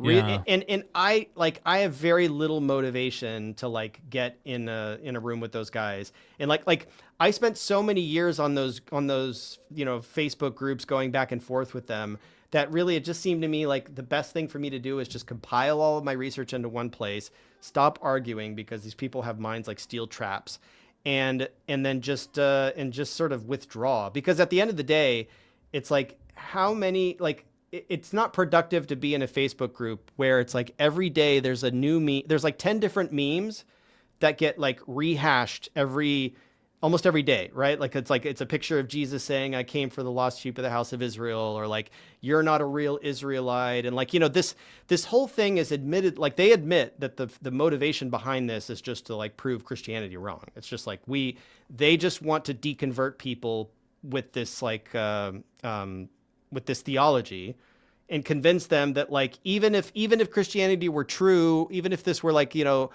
this isn't your religion because you're not an ethnic Yeah. Israelite. That's I actually told someone whose goal is to try and help people who are struggling with like bad forms of religion to deconvert. They didn't understand this whole issue. And I'm like, listen, if you tell a Christian Israel only, they do the real homework, like I have yeah as a non-Christian. Okay. Admittedly, I'm openly public about this. It's no shame in my game. And they find out that this is not accurate, that there's this misinformation being spread in this case that you're bringing forward. Then they'll just revert back to Christianity, because at that point, if your goal really was to deconvert them, let's just say that was their motivation, you might want to just be as factual as you can, as accurate as you can in your argumentation to make that goal happen. And anyone who does a little bit of a deep research will kind of figure out, like, I don't draw these conclusions. I'll just put it that way. yeah We can get into some of the things I think that they're noticing that I could agree with. But again, we're starting to get down into some historical distinctions that I think need to be made that make Paul's on a different mission. And I think they try to conflate using Second Peter, Paul and Peter, yeah to make them on the same game, same thing. They have the same interest, the exact same interest. And because if that's the case, Paul's missions to the who? You know what I mean? Like, well, they're all the mission to the same group. It's to just get Israel. So why are we making a distinction? It's tomato. Like, well, what's the deal? So there's a lot of problems with it. And I think Christians would just see through that or find that and go, oh, so if I wanted to deconvert, I'm going to go a different path. It's just my path I think would be different. I'm trying to be honest and accurate with my position. It's hard to when you believe you're right. And it's not just about, I think I'm right. It's like, I know I'm right, and I'm going to fight you. They're not like into engaging in like a very gentle kind of critique. It's a and they're right no matter what before you begin a lot of times. And it's like, damn, it's hard to, like you said, crack through the skull, to get in there and try to get them to see what the problems are with it. You know what I mean? You may disagree with our criticisms, but like really understand why critical scholarship in the language doesn't work according to them on these conclusions. Well, in the thing about Neo Prototype's asking about Black Hebrew Israelites. I think some people call them just Hebrew Israelites and drop the black part. But basically, there are videos that you can find of Hebrew Israelite teaching that is like indistinguishable from Israel only, right? And they converge mostly on this same thing that we pointed out with the British Israelite theology, is that for them, the idea that there's such a thing as like the nations, Like when Paul is referring to the nations or the Greeks, he is definitely referring to people that are outside of Israel, right? They're not like they're over here in the red. And there are lots of different, terms for them. Like he calls them uncircumcised, right? He calls them sometimes Hellenists fall into this category. Sometimes Hellenists are, sometimes the Hellenists are over here as well.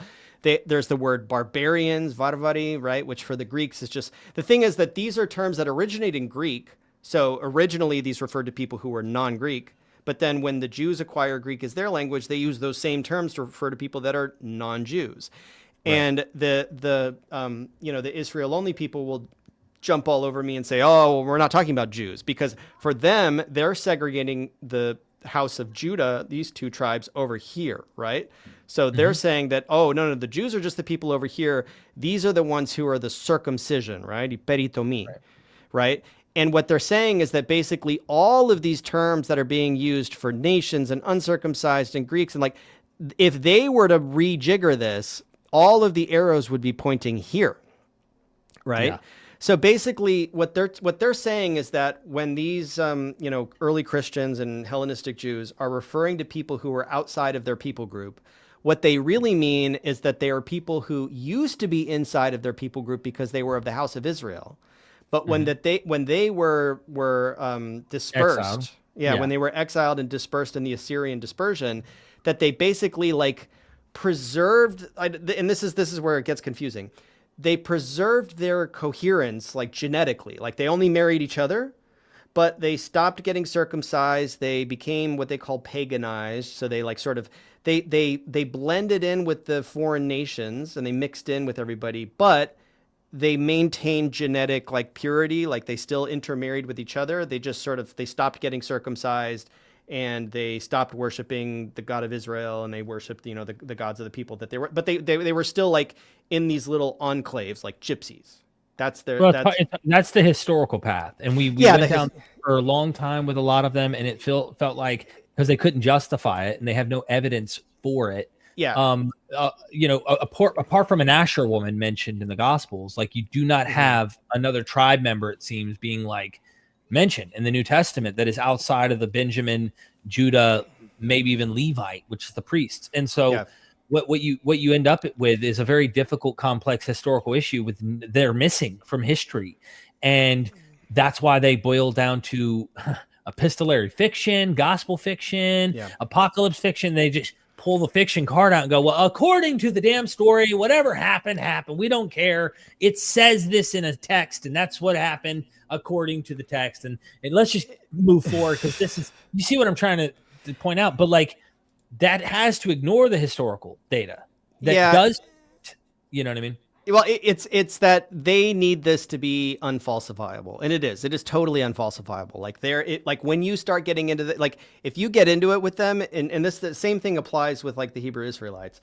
If you get into it with them and you think you're going to proof text them into like a corner and like prove them wrong, they have a way out. They will wiggle out of anything. That's why eventually it's just like that. You just you're bound to give up at some point, because all of these words that are describing like the world or the inhabited world, right? Ikumeni, right? Ikumenihi, the inhabited land, or just anthropos in the sense of mankind, right? In general, all of mankind, right? Or all flesh or all creation, right? Like there are so many ways that the Greeks and, and Hellenistic Jews and Greek speaking Christians can refer to everyone that they have a view of, right? Not necessarily everyone on the planet, not every continent that they're unaware of, but just like there is a word for everyone, like, and where they approach it, they say, well, just because it says all doesn't really mean all, right? Like all doesn't mean all, and so they basically want all of these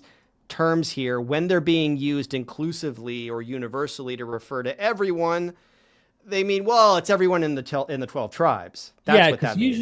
Usually the critique I get back, and I recall it because I've engaged over the years and tried not to engage and then engaged and then didn't, is that what you end up with is contextually they start with the premise that salvation only goes to Israelites. So they proof text that in. Once they've proof text to you that the only people who ever receive salvation, that are ever in covenant, that are ever given the promises, that are ever supposed to receive salvation in any way are Israelites, then all they have to do once they've started with this, because they find text, or they find text that say the opposite about other nations.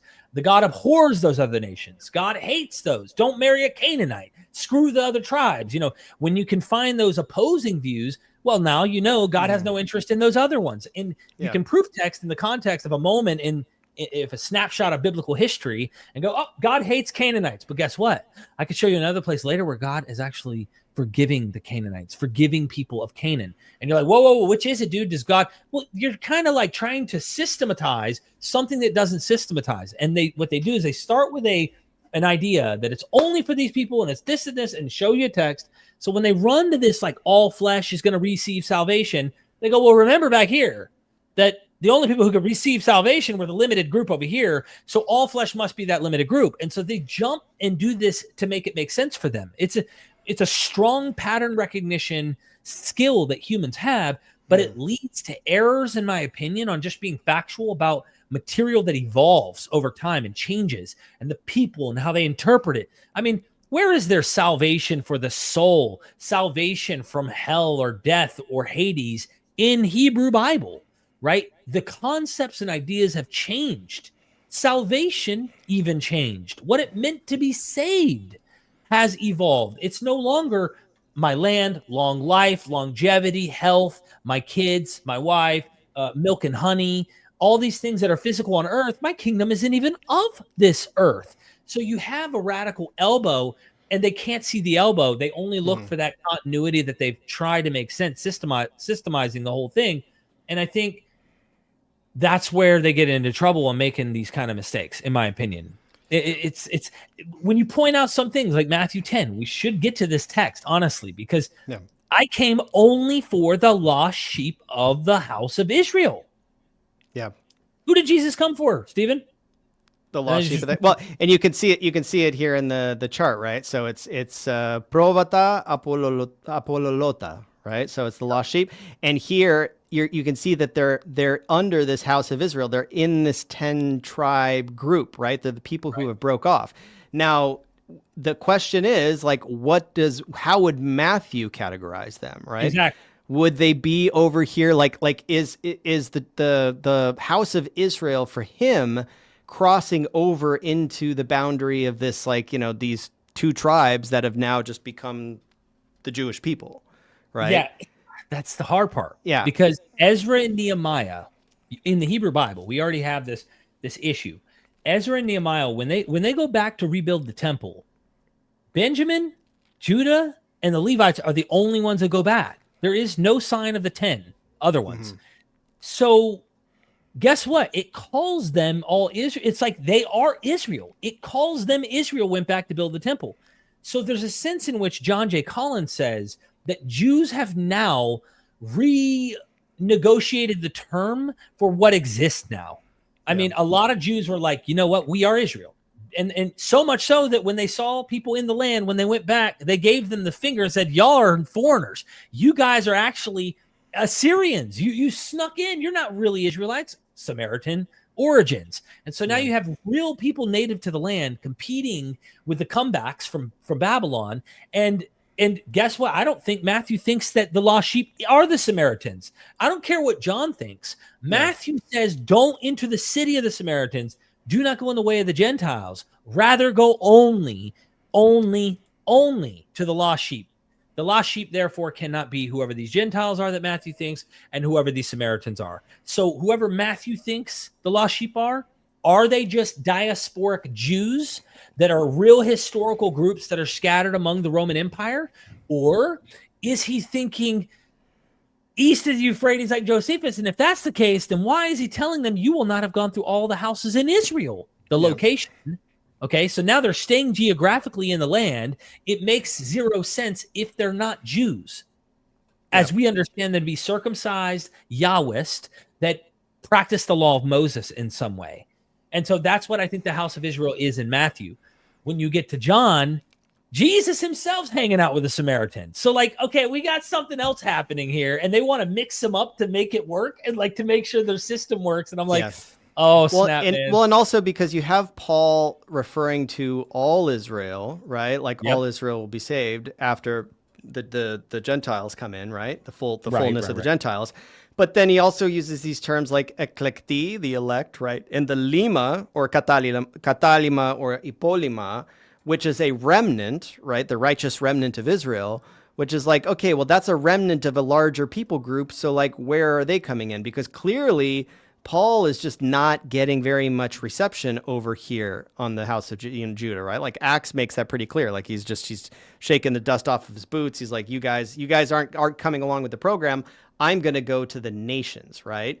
And so it's a question of like, does he go all the way out here, and is he just bringing in all these people because they're the ones who are receptive to his gospel to the nations, or in the IO view, no, he's actually just he's going all the way out here. These people are still on the outside. They're not coming in. They're never coming in. They can't come in because they're not of the seed, the biological seed of Abraham. Right. That's the problem, is they were never in scope. So we're wasting our Yeah. time even talking about them in their mind. And it's Yeah. like, nah, actually, this is the complex issue. And I do think your interesting point, Acts, the beginning of Acts talks about to the Jew first, then to the Samaritans, I believe, and then to the utter ends of the earth. And then how do you explain the utter ends of the earth? Well, utter ends of the land, or like the very specific local, and it's not really like all peoples from every nation, tribe, kindred, and tongue. It's Israelites from every tribe, nation, and tongue that were scattered there. And so you see, like, no matter what you do, it has to end with only that bubble. And listen, I do think that there was I do think that there was a goal. If we grant historical memory somehow behind Matthew to Jesus, and that somehow this reflects Q or a form of some type of pre-version, I do think that there is this idea where he is thinking probably historically about Jews in the context of regathering, because in the last days, prophet after prophet after prophet after prophet says, in the last days, we're going to regather. Okay. So the project seems to be implemented, especially when Matthew's read out loud that Jesus is going to the lost sheep in his ministry. It's after his death that it opens up. And now you get this open up. I think that that's Pauline influence. Okay. But I could be wrong. Maybe Jesus had a few Gentiles flopping in. Could have. I have no way to know. But at the end of the day, we know the mission that Paul has is to that broader category. And there are prophets that predict in the end, when the gathering of the nation of Israel comes back, that the utter ends of the earth, the light to the nations, literally kings and princes, Isaiah 49 says that the kings of the earth, that's not the king. Israel only has one king. The kings and princes of the earth will bow down to the God of Israel, recognizing he's the true God, blah, blah, blah. Now, I don't even believe this, but the text is saying it. And so here's my point. Like, let's be honest. The text indicates prophetically not only the regathering, but also that the nations of the earth will recognize the God of Israel as the true God. And that meant whatever it means in the New Testament likely has an elbowed interpretive change that still has a foundation in Hebrew scripture. It's not like Hebrew Bible was literally Israel only, and the New Testament totally like just shifts. In that text, Isaiah, Jeremiah, Ezekiel, they are definitely indicating that at some point the nations will see it, recognize it, that we had it all along. Our God was the true God, and they had the wrong gods. They were down the wrong path. You go further back, dude, the council failed the nations, right? Psalm 82, like Yahweh's pissed. He's like, y'all dropped the ball. The widows are being treated like shit. You're not doing righteousness in the earth. You're not helping the nations do the right thing. We have the correct law, right? Like, so he's like usurping all the gods and their roles, as Deuteronomy 32 seems to indicate. Even Heiser would say this. Michael Heiser would admit this. They failed their duty for the nations, these other divinities, these other council of the God. And Yahweh is saying, guess what? I'm going to fix this problem. And that's the prophet speaking out loud. And in the end, the regathering of his people, which should not have been the destruction of his people, only a remnant, maybe, give it that, 10% or whatever. Sure, an elect. Narrow is their way. Yeah. Narrow, but I just feel like it's it's all or nothing. And it's like, no, there's a both and here. And we need to recognize that there seems to be a both and. Now, a lot of people will have a knee-jerk reaction to hearing some of this if they're not familiar, and they'll say, yeah, but like I can just open up my Bible to Acts and like see Cornelius coming in, and and it's like Cornelius wasn't an Israelite, and it's like not so fast. They actually they want Cornelius to be an Israelite too, right? Yeah. And it's like the thing is though, if he were, and this is really the heart of the matter, is like, if these authors were writing stories about the literal regathering or even spiritual regathering of northern Israel, and this is, I think, the uphill battle for someone like Jason Staples, is like, why aren't they saying it? Like, why do we need an interpretive cipher? Why wouldn't they just say Cornelius of the tribe of Asher? Like instead they describe him as like being, like a soldier. And man, I have seen some crazy gymnastics to explain how this guy could possibly be an Israelite. And I know, like you said, you had 2 hours, right? So we have like 15 minutes. I'm hanging out with you, man. I would like to make a comment about Cornelius, if you don't mind. Oh, please, yeah. There's a fascinating scholarly work. I can't remember who wrote it, who actually shows how the Book of Acts seems to do some mimesis toward Jonah, and we know the story of Jonah, and I brought this up. It's wild that even when I show how the story of Jonah really nails that God has a bigger interest than just Israel in mind, and this is Hebrew Bible, Old Testament, right? First Testament, whatever you want to call it, Septuagint. Okay, Jonah's story is literally a prophet who's pissed at God because God wants to show mercy to people who, the Assyrians in Nineveh, for what they did to their own people. They were ruthless and brutal, and they scattered the northern kingdom, and they treated Israel like crap. And God says, you know what? I'm gonna send you to go tell them to repent, give them a chance to change their minds and hearts. He's like, hell no. He runs from God. God, according to the satire, I think this is a clear, funny story. I think it's a joke. I really think that whoever the sophisticated author was is writing this as a humorous lesson. It's a humorous lesson. And he runs from God, jumps on a ship at the same harbor that is mentioned in Acts, the same exact port that gets mentioned in Acts. And what happens is almost identical. The way they treat the people, right? It's a flipping of the tails, so to speak. But what happens is Jonah goes, clearly, finally, God is going to destroy the boat and everybody. They throw him off. Fish swallows him. Oh, woe is me. I'm in Sheol, blah, blah, blah. 3 days later, spit up, goes to Nineveh. And everyone, including the king, the people, the princes, the donkeys are in sackcloth and ashes. Everything down to the animals. So next thing you know, at the end, he's pissed and wants to die. And God goes, listen, why are you mad? I made the plant, and I made Nineveh's mine. And with all its people and all its animals, they're mine. Why are you pissed?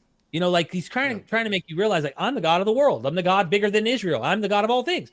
So you get to Acts, right? And Cornelius is not supposed to receive the Holy Spirit. He's clearly, there is some clear restriction between Gentile and Jews. There's something going on that Acts seems to be reflecting historically, where people who are writing this are making sense to an audience that's reading it, where it's like something is new happening here that is not supposed to happen this way. And Cornelius is like centurion. He's an Italian centurion. He ends up getting the Holy Spirit. His whole household accepts, gets baptized. Peter's not on board. Peter is Jonah. He needs a vision that tells him thrice, shut up and eat the animal that you think is unclean. Because guess what? That animal was unclean in all of Scripture. God is now telling Peter, do not call unclean what I am calling clean. He eats. He sees this guy who's not supposed to be obviously getting in their club. And next thing you know, he has to explain in the next chapter to Jews who aren't buying it. And he goes, no, brethren, I know. Trust me. I get it. I thought the same thing. But he did. He received the Holy Ghost. And the next thing you know, and the story continues, like there's this shift between Jews, and now we're moving, or children of Abraham, and now we're moving beyond that, where Gentiles are now accepting and getting the Holy Ghost and being filled with this thing. And we need to stop resisting that. And you get that kind of conflict in the letters of Paul when Peter would sit with Gentiles and then, oh, Jews are coming. I'm going to go sit over here now. You hypocrite, he says, like, what are you doing? There's something there. And I think that interpretation, connecting it to Jonah, is a lesson that Acts is kind of trying to lift from. Say, remember what his knucklehead butt did? Let's not be knuckleheads, and let's accept what's happening. Well, I did, and that's another thing is like if Paul wanted to open up the gates to non-Israelites, right, Gentiles in the how you and I understand Gentiles, right? If that were going on, how else would he express himself? Would we expect him to say anything different from what he's already saying, right? And I guess the pushback on that would be like, well, yeah, we would expect him to we would not expect him to refer to Old Testament prophecies that clearly are referring to the descendants of Abraham, and then like pretend that these new non-Israelite Gentiles, that it applies to them somehow. But again, it's like, okay, but what if he wants to do that? Like, how else is he going? Like, if he's made up his mind that like the Jews aren't receiving my gospel, but these Gentiles are, they must be Israelites. They're Israelites through faith, right? And there are various texts we can look at for that. So I just pull up a text to give you an example. Yeah, well, and I have them in my slideshow, so it's like I have them color coded in the slideshow. But the thing is that we all agree, like you and I and all the IO people agree, that after 70 AD, the floodgates did open. Like, of course, we all know that historically Gentiles joined the church. The Jewish Christians for the most part fell away with a few like outposts, and we all know that happened. But the Israel only crowd just wants to pretty much like ignore it and say, well, it's not relevant. We're focused on the Bible, and in the Bible that didn't happen. Right. And you and I know that, like, no, in the Bible it did happen, and this is just what it's saying. I did put someone in the chat in a timeout because it was going getting a little out of control. And you can see, like, the Gentiles are the scattered Israelites. That's the most consistent interpretation, and that's it's consistent because we have an Old Testament that is more or less Israel only. And it's only subtly, opening up to foreigners. And then all of a sudden, like the New Testament comes around. And I'd say predominantly, right? Yeah, when you use the word predominantly, because, you get a lesson or two or a straggler here or there, Rahab, you get a Balaam, you get a non-Israelite prophet. And isn't it interesting historically, the oldest existing like evidence we have for any prophet like that is a non-Israelite one. We have the Balaam inscription, but yeah, in Acts 13, I was literally going to get to that because the Acts 13:16 and Acts 13:26. So it's Acts. Yeah, I'm glad you have both here because here's the problem. If I were writing that the God-fearers are also children of Abraham, I would not write it this way. If I were writing that Israel was the God-fearers that are among you, I would not write this in Greek this way. And I asked people who know Greek, like you, but I also asked like Dr. Robert Price. Early on, I asked academics who've studied this stuff for decades. And I said, what do you think about this IO stuff? And I started to bring them the arguments. I gave them screenshots, let them read over like endless material that he had more time to look at. And he said, Derek, here's the problem with this. He said, if they meant to mean what you and I would suggest it does seem to suggest, there's no other way to put it. That is the way to write it if you're trying to write what we are interpreting it to mean. If you wanted it to mean that these were Israelites, they could have written this much clearer, much better to make it make sense. Yeah, the author of Luke Acts is a very skilled rhetorician. He is he's one of the best Greek authors in the New Testament. So when he writes, Andres Israelite, que ifovuminiton theon, accusate, right? Like, listen, he is these are two different groups. And and so the convention that I adopt in this slideshow throughout, for the most part, is that I try to color in red all of the references to Israelites and Jews, because they're pretty much the same by the New Testament period, and anybody in references to non-Israelites and Gentiles and Greeks and people that aren't Israel, the nations, the ethne, those are all colored in blue. So that's Right. why you see here, those who fear God, ifovuminiton theon, are the God-fearing Gentiles who are not Israelites. They're a separate category. It's like there's really no way around it. And I think the gymnastics that they would do here is they would say, "Oh no, it's just the he's just referring to the same group of people in two different Twice. ways." Yeah. Yeah, it's That's the problem too, though. And the second example, which is 26 down here, you got the dot dot dot, right? yeah, My brothers, descendants of Abraham's family, okay, and those among you who fear God, yeah, right? So I'm sorry, all of them are Abraham's family, dude. According to IO, you would never, ever, ever write a sentence this way. You would say, "My brothers, descendants of Abraham's family, to us, the message of this salvation has been sent." You would not distinguish between these two groups here. And we've noticed this, dude. We see this in Romans 9 to 11. We see this through Acts. Like every single one of the texts, Revelations, 144,000, and the innumerable. So you have a numbered group and then an innumerable group. You have, I mean, like every single point that is a IO, you always have a caveat that shows actually there's an attached group or something that is added to or can be understood along with that group. And so this is the reason I never was persuaded. I'm like, dude, I can't. I mean, like, you want me to stop saying that this? You want me to just skip the words "and those among you who fear God"? I might as well just erase that from my Bible. Nothing to see here, Derek. Nothing to see here. Right. And I see this in lots of places. Well, or I see the reverse, like the Matthew 10 stuff. And I appreciate the compliment, but one thing I want to make it clear is that, like, I encourage people to learn Greek again because it inoculates you against so much crazy stuff out there. Because the only way that I could, after spending years in dialogue with these people and, like, you know, and getting to know some of them, you know, on a personal level, and, like, you know, and having some appreciation for their encyclopedic knowledge of, like, Old Testament quotations and things like that. I mean, there are some people out there that are maybe not the sharpest tools in the shed, and there are some bright people, but, like, I would really have to unlearn Greek to unsee what I see here in Acts 13.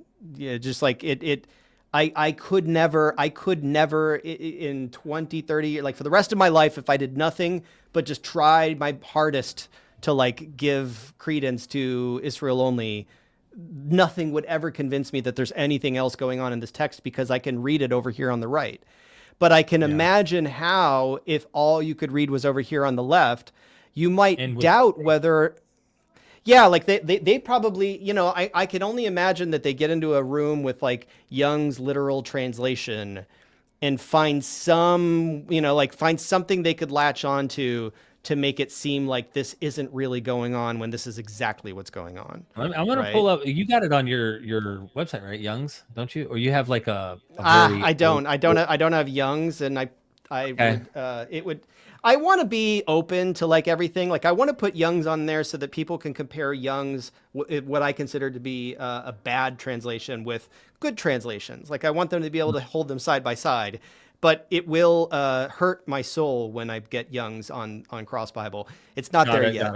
I've seen so many people run into so many problems with Young's. It kind of pains me. But yeah, I'll probably get Young's on there. I'll probably get, like, the the Passion translation, and some things that, like, some translations that I'm not really a fan of, but people should be able to, like, use them and compare them to good translations and see what's wrong with them by comparing them to good translations. But what was the passage you were wanting me to find? Because I may have it here. Oh, I mean, look, I just think it's interesting that Acts 10 is where we were at with Cornelius, right? You might as well go back there because you were in that. But Acts 13, 2-3 chapters after this, literally you have that example that bifurcates between two completely different groups and is uniting them in one message, but saying they're two separate groups. But then you get one guy, Cornelius.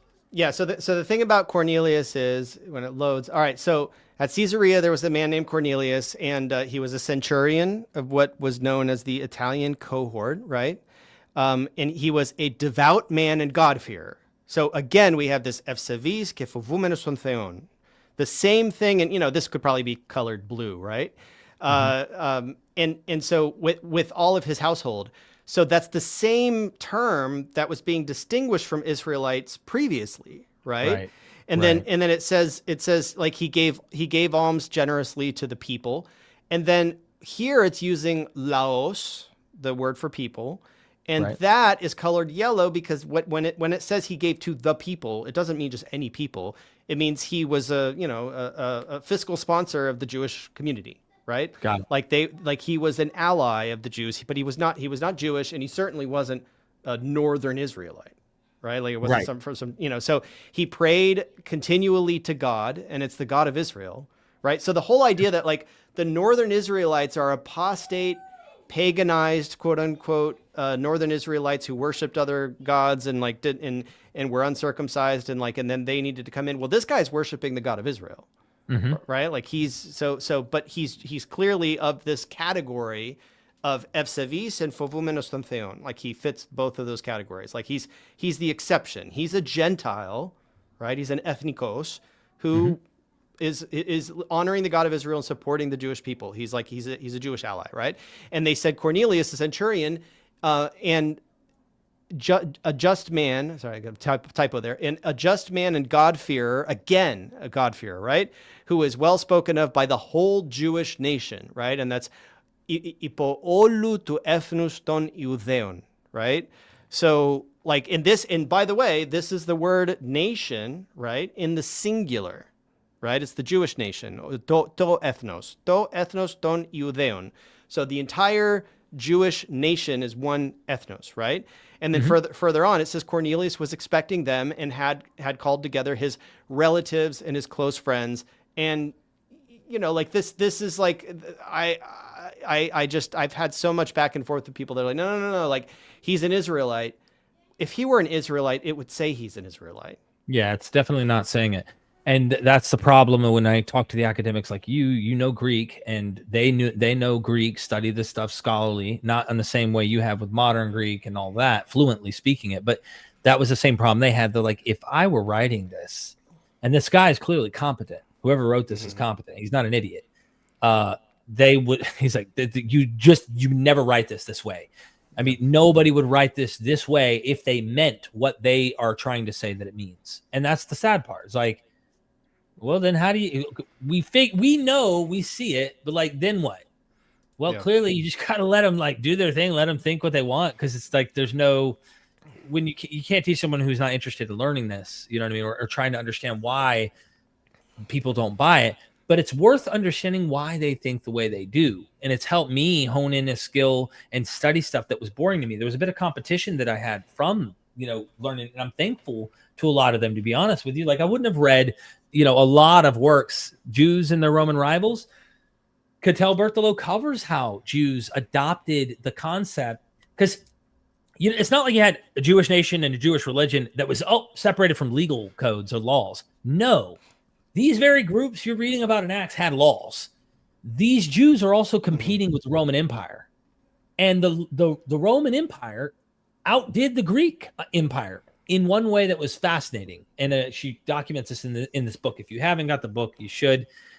She actually points out how one of these authors, a Greek writer in the Roman Empire, said the Roman Empire is going to be the greatest empire that ever lived, because it makes and opens up the door for everyone to become a citizen. It's very cosmopolitan that all nations can become a citizen of Rome. Not everyone can become a Greek. Not everyone could join. They're very xenophobic. There's a lot of very exclusivism amongst various groups of the Greeks that were like, you're never going to be like us. We were born this way and you weren't. Like this kind of idea. And not all, but you know what I mean? There was a lot of this. And Rome was like very inclusive in this regard. Even slaves themselves could become citizens and earn their freedom through military devotion and whatnot. And what Jews saw in that was they had what the Athenians had, a very xenophobic, very, very exclusive law, and their rabbis were clever. So what they did is they reinterpreted very exclusivist kind of material that we could read, that IO's reading, and going, oh, aha! And it's like, yeah, you guys see what I see. Okay, we're on the same page. We're all seeing a problem that seems like, that's a little dated. I don't like that. Rabbis saw that. But rabbis also lived in a different time and said, hey, you know what? I believe this is divine scripture. I believe it's God's law. And so they reinterpret this material.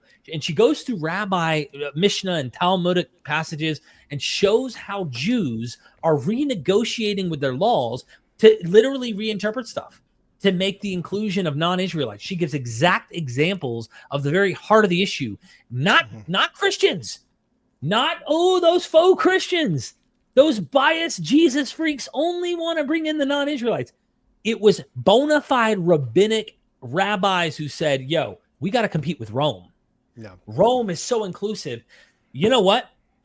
The Abraham, it says that Abraham will obviously be a blessing to all nations. Well, if someone wants to join our family of Abraham, they can. And that meant they could cross the boundary of genealogy in some way to participate. Some Jews said, well, it only worked when your son would come in and they were a half. I can't remember the term. They were a half breed. And then their children, like if you joined, you would become like a halfway. They'd be like, we respect you, but it's your child that we'll accept as a child of Abraham. Some Jews took that kind of approach. Some Jews took the approach that you could become. And some of the highest rabbis literally debated and said, no, it is the scripture that Abraham will be the father of many goyim.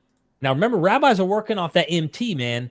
They're working off the Hebrew. Yeah. They're not doing the Septuagint. So they're finding a way to say goyim meant nations and that he's going to be their father, meaning they're going to be his descendants. That's how they renegotiate these texts. And it's fascinating to watch. Yeah. And you can see this is the Tosefta, right? So this is, you can see the Gentiles have no share in the world to come, as it is said, it's goyim there, right? Like the evil ones. All Gentiles forgetful of God. Those are evil Gentiles, right? And then you have Tosefta Barakot, right? All of the nations of the world, right? And we compiled these together, I think. Like in the beginning, you were a father to Aram, and now you will be a father to all people of the world. This is Jews, not Christians, guys. Yeah. And they are the people of their book. Even the Quran's like, go to the people of the book to have them interpret their book. This is a big issue. I think that you can't just blame Christianity. You have to understand, why are Jews doing this? And if you realize the broader picture is because they have an empire that has a model of law that is inclusive, and it is very open, cosmopolitan, versus what your law codes, sorry, they're written in stone now. We have them on paper, is what I mean. They're you can read them and go, yeah, that's a bit dated. Rabbis, for the most part, are not accepting that for what it says in that ancient. They're renegotiating with this text to make it less ugly. And this is a text that the Israel only guys latch onto, because they say, you see, the rabbis in the 7th century declared that the Samaritans were full-fledged Gentiles, even though they must, because even though they were technically Northern Israelites, they're considered full-fledged Gentiles just due to their religious heresy, right? Right. And of course, there's also the Bible seems to indicate that the Samaritans are not actually, full-blooded Northern Israelites, but that's a separate matter. You have different voices. Matthew seems to not think they're the house of Israel, because if he did, he'd tell them go to them. He tells them don't go to them. So, and I think lest he be from the 10 tribes of Israel who intermingled with the Gentiles, right? The Gemara raises an objection, right? But it can be assumed that any individual singled out from the Gentiles belongs to the majority of Gentiles or nation, goyim, right? And has no Jewish roots at all, right? And then you have the Talmud here, right? You have Amot. So that's getting into the weeds of Jewish, right? But this is included in the, what's that? They do get into the weeds, yeah. Yeah, so this is included in the slideshow that I'm going to be sharing on Patreon for people who want to get into the weeds, because otherwise, what am I going to do with all of this research that I've compiled? So you can see here, this is the interview. Hopefully the volume, I'll keep the volume, I'll turn the volume all the way up, and you let me know if it's too loud. So this was the original chart that I was showing on the stream, and what you'll note, the difference between this and the one that I have now that I was featuring earlier that I'm going to share on Patreon, is that I have arrows going to the foreign nations and to the house of Israel, right? So what I was trying to show there is that basically this is the Israel only model, where basically all of these terms that would according to just sort of basic Greek and common sense, these terms are referring to foreigners.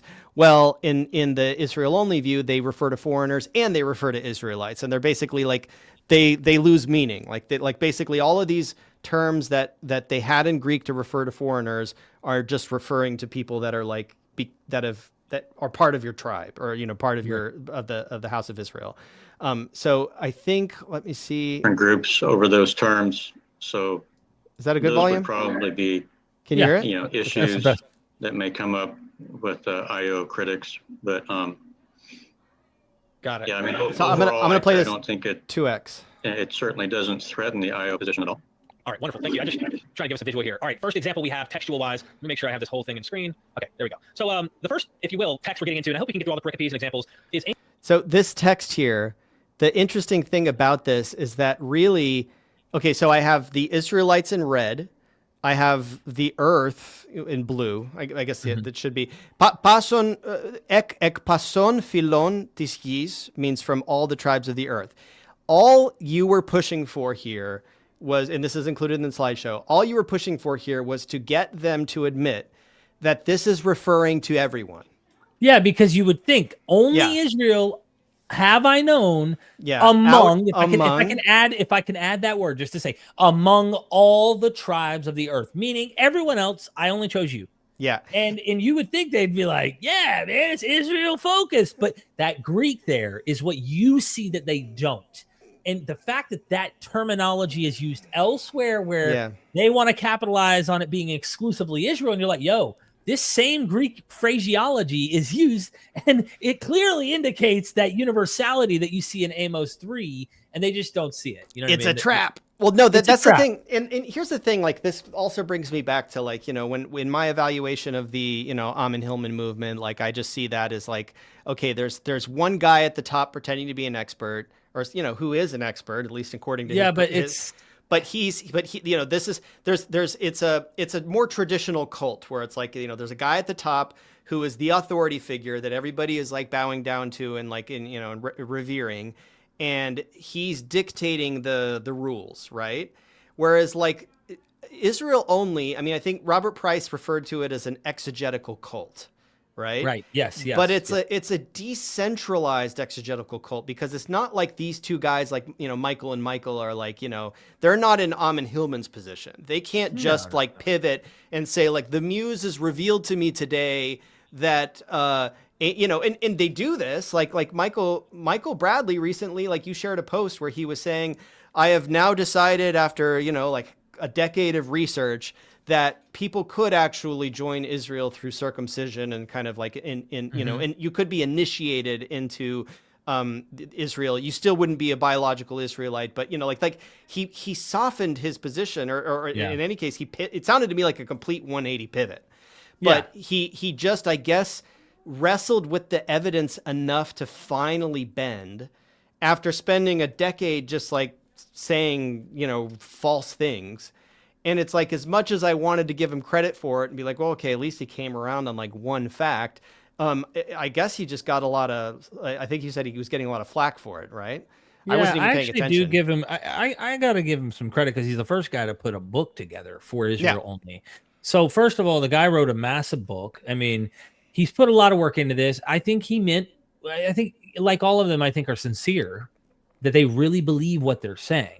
That's what I was going to say is I don't believe Hillman is sincere. I am convinced that he is most of the time lying. He knows he's lying. He doesn't care. He just wants to convince people that he's right. And then the other people then spread it as if it's fact. Yeah. I think that at the top of that pyramid, he is just like deceive. He is just a con man. But these guys, like, I don't know. Yes, I believe they sincerely believe it, but then when they're approached with a text like this, like I believe that they detect the trap here. They see, okay, the Amos 3, they know the examples already, like they've seen them a million times. They're like, this is kind of universal, right? Like they have to bite the bullet, but then they see that like CF Genesis 12, 18, 22, they know that there's like a whole slew of examples that's using the same language universally that they're like, they see that trap. They see the trap and they want to avoid it. And this is like the funny part of this video is to see them wiggle out of it. Let's hear 1 through 2. I'll read it real quick out loud and then give my notes, and then you guys will have 5 minutes and then 3 minutes for Jim. So hear this word that the Lord has spoken against you, O house of Israel, and against the whole tribe that I brought up out of the land of Egypt, saying, only you, in quotations Israel, have I known of all the tribes of the earth. Therefore I will avenge you all your sins. And my note here is here the Greek translator of the LXX rendered the Hebrew for family as tribe. Yeah. Acts 3:25, for example, in the phrase, all the tribes of the earth. So how do you guys see this passage or interpret this? Israel as a tribe, singular, that kind of thing, and then all the tribes of the earth. Do you guys think that all the tribes of the earth here? I put this in my ears, and I haven't asked anyone to... I'm getting paid, dude. You're paying me right now. The brothel is making money. Is actually all humanity? All humanity. Well, I don't think it's all humanity at all. I think it's all of Near Eastern, all ancient Near Eastern nations he's referring to. Yeah, no. So it's not all of humanity. It's just all of the non-Israelite nations. Like, what is the substantive difference? I thought he said ancient Near Eastern. I thought he said no. Yeah, all ancient Near Eastern. In other words, the if we went back to the chart, it is like everybody that let's look 21:13. It is everyone here. It's everyone here. They just don't think that everyone here includes people in Italy, China, and India. And forget China. No, that's saying, that's the thing. The ekumenii, the occupied word, right? Yeah. Occupied world, the occupied land, the known world is very well defined. When you see it used in the New Testament, there isn't an author. There's no passage in the New Testament that says like the known world and it includes this, and this. But Philo does that. Philo says exactly which countries and which people are included in the known world. The people that are beyond that, like none of these writers really care what's beyond that. This is a constant theme in this debate where they keep talking about, well, yeah, but it doesn't include Australia, right? Right. Like, yeah, but it doesn't include China. And it's like, okay, but no, we're not talking about Australia and China. Like, so he wants to make it only like ancient Near Eastern, which is Semitic tribes, and not technically. Yeah, it's like he wants the circle to be narrow, but you've already included people outside of Israel. So what's the point of narrowing the circle? And like, why isn't the Western Mediterranean part of this? Like, just all the people that they know about and care about. Yeah, because you would think. Sorry, I was going to say you would think, especially when it gets used in Acts 3, Galatians, and New Testament text, for example, you would think, especially with their mission, which is heading into the Roman Empire, and Cornelius and from an Italian regiment, like all of that should factor in to this notion that you're talking about here with all the tribes of the earth that Israel was chose among. So it's like. I think that what happens here, bro, is that they see this trap or they see what's going on and why this just sounds universal, and a bit of cognitive dissonance might set in, which goes, I can't forfeit this because it will lead toward including people that I do not want to, based on my theological perspective. They don't want to give any ground. Exactly. Yeah. And so they're forced. Yeah. So I think this is where we left off. Do you guys mind that I ask questions during your time to kind of further get your thoughts? Okay, I don't want to be disrespectful.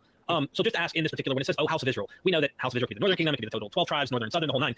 He's saying, "Oh, house of Israel," and against the whole tribe that I brought up out of the land of Egypt. We know that's Israel, right? Jacob and his descendants. Saying, "Only you, Israel, have I known of all the tribes of the earth." So who are the tribes of the earth in this particular passage? If it's not universal, do you have an idea of maybe seeing who they might be?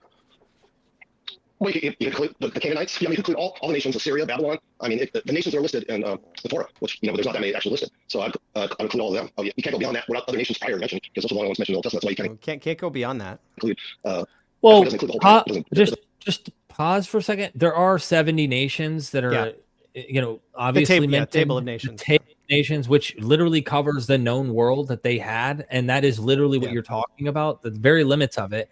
And the 3 sons of Noah, according to the mythology, in my opinion, clearly are ancestral kind of archetypes that represent those family trees. And you got Africa, Egypt, area.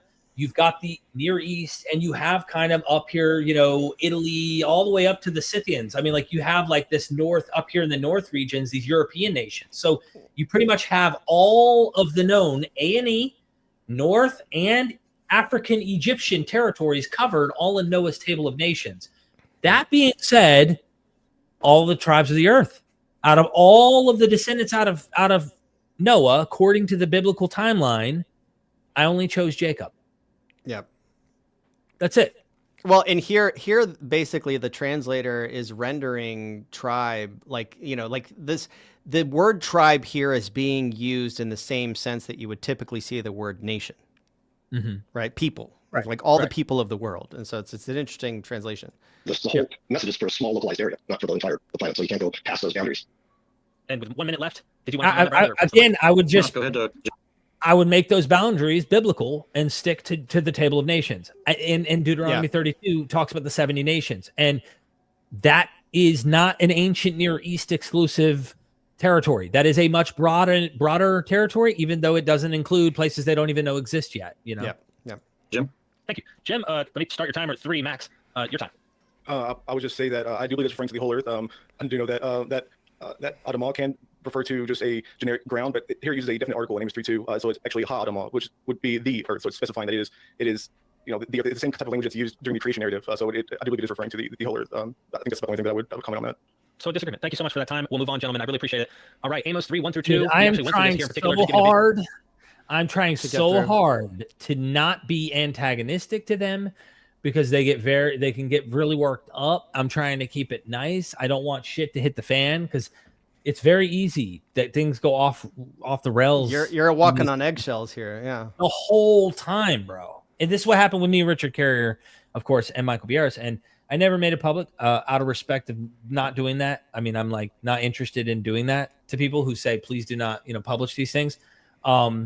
And I didn't want them to go that route. Like it was not my intention for that to happen. Cause I bet in real life, apart from this weird thing we do online with social media and doing these like weird investigations, a lot of these people I imagine are pretty chill. Like they're just not, I'm struggling. This is just a strange arena we're in, Well, so the next episode was just trying to reinforce the same thing that they're trying to narrow. So I got what it says right there. Yeah. Okay. Thank you. I do want to try and keep from potentially just in case, but you guys are carrying yourself very well. Michael knows what I'm talking about. I PTSD from the last review. So anyway, thank you so much for being kind. So gentlemen. then now we're jumping into Romans 4. Okay. So this is where it kind of gets a little interesting. The fun stuff, right? This is where I think major differences from like academia and IO's positions might be. So I'll read the verse, give you my notes, and then go from there. Romans 4:11b-13. The purpose was to make Abraham the father of all who have faith without being circumcised, to impute them with righteousness, and to make him the father of those who are not merely circumcised, but to those who walk in the footsteps of the faith, and that our father Abraham had before he was circumcised. For it was not through law that the promise was made to Abraham or to his offspring that he would be heir of the world, but the promise was through the righteousness of faith. So just a note, Paul affirms that Abraham is the father of all who believe, all who have faith. How do you guys see this particular passage from the IO perspective? And starting your time here now. Yeah, go ahead, Gareth. And I think this is where they're going to start reading things. Okay. Well, the father of all faith, he's not talking about universally. Anyone who has faith can jump into the promises of God because it's very specific. It was to Abraham, his descendants. But remember, Abraham had 8 sons, and only one son was promised it, and that was Isaac.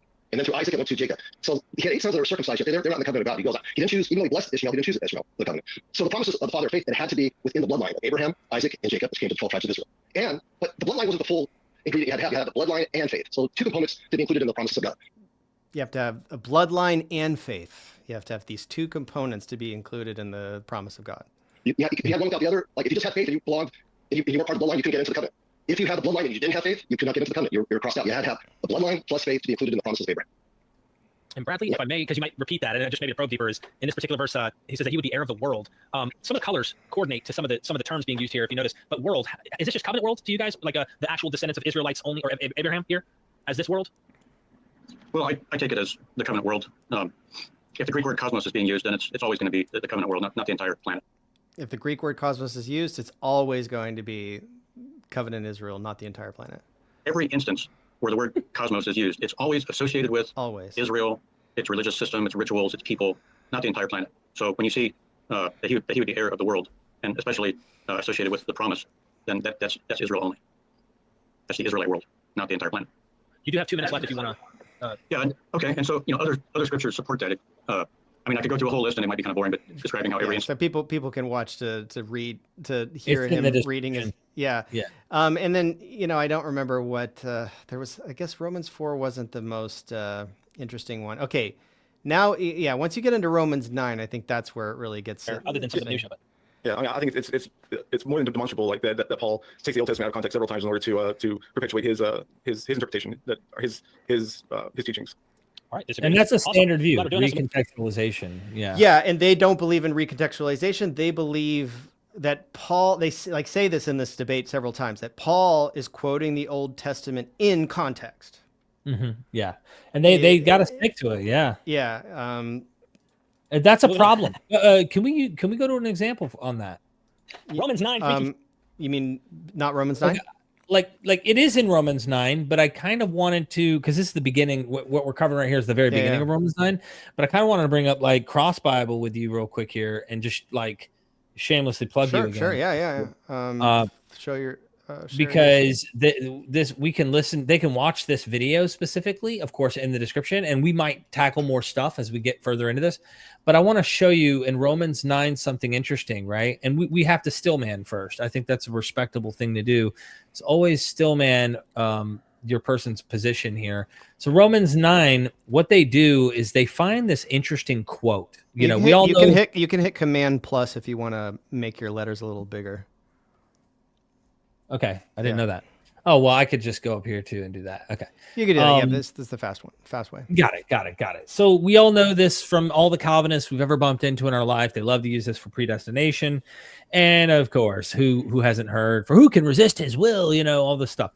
But then you get to these interesting passages, because at the very beginning, what you were just about to play talks about the covenants, adoption, the glory, the law, all this stuff, right? They are Israelites.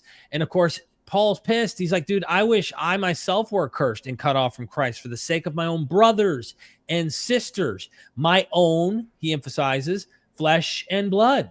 This is bloodline stuff he's talking about. Yeah. Because they are Israelites, right? And to them belong the adoption, the glory, the covenants, the giving the law, the worship, the promises, blah, blah, blah, blah, blah.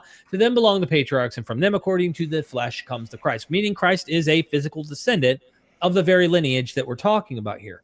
And then he goes, amen. But then he goes on, for the word of God hasn't failed. Now he has to justify why Jews, his brethren and sisters, are not buying it. They're not doing it. It clearly seems to be. That's what the most obvious interpretation to me right now is. For not all descended from Israel are Israelites, explaining why maybe some Jews are accepting this message right now, but most aren't. But also goes further down and explains the inclusion of those who aren't Israelites, those who are Gentiles. And you and I both know in verse 20, nope, maybe it's near 30, where he separates. He says, what then are we to say, Gentiles? I really wish I did the Greek thing. Let me do this. Yeah, you hit plus, and then hit the button to flip the orientation from parallel to because this is important. You can read the Greek, and I will just point out the English. What are we to say, Gentiles, who did not strive for righteousness, have attained it? That is righteousness through faith. But Israel. So he's speaking to two groups here. Whoever these are, Gentile, whoever these are, seem to be Israel. They aren't the same group. Gentiles are not Israel. Yes. But what happens is there's a quote.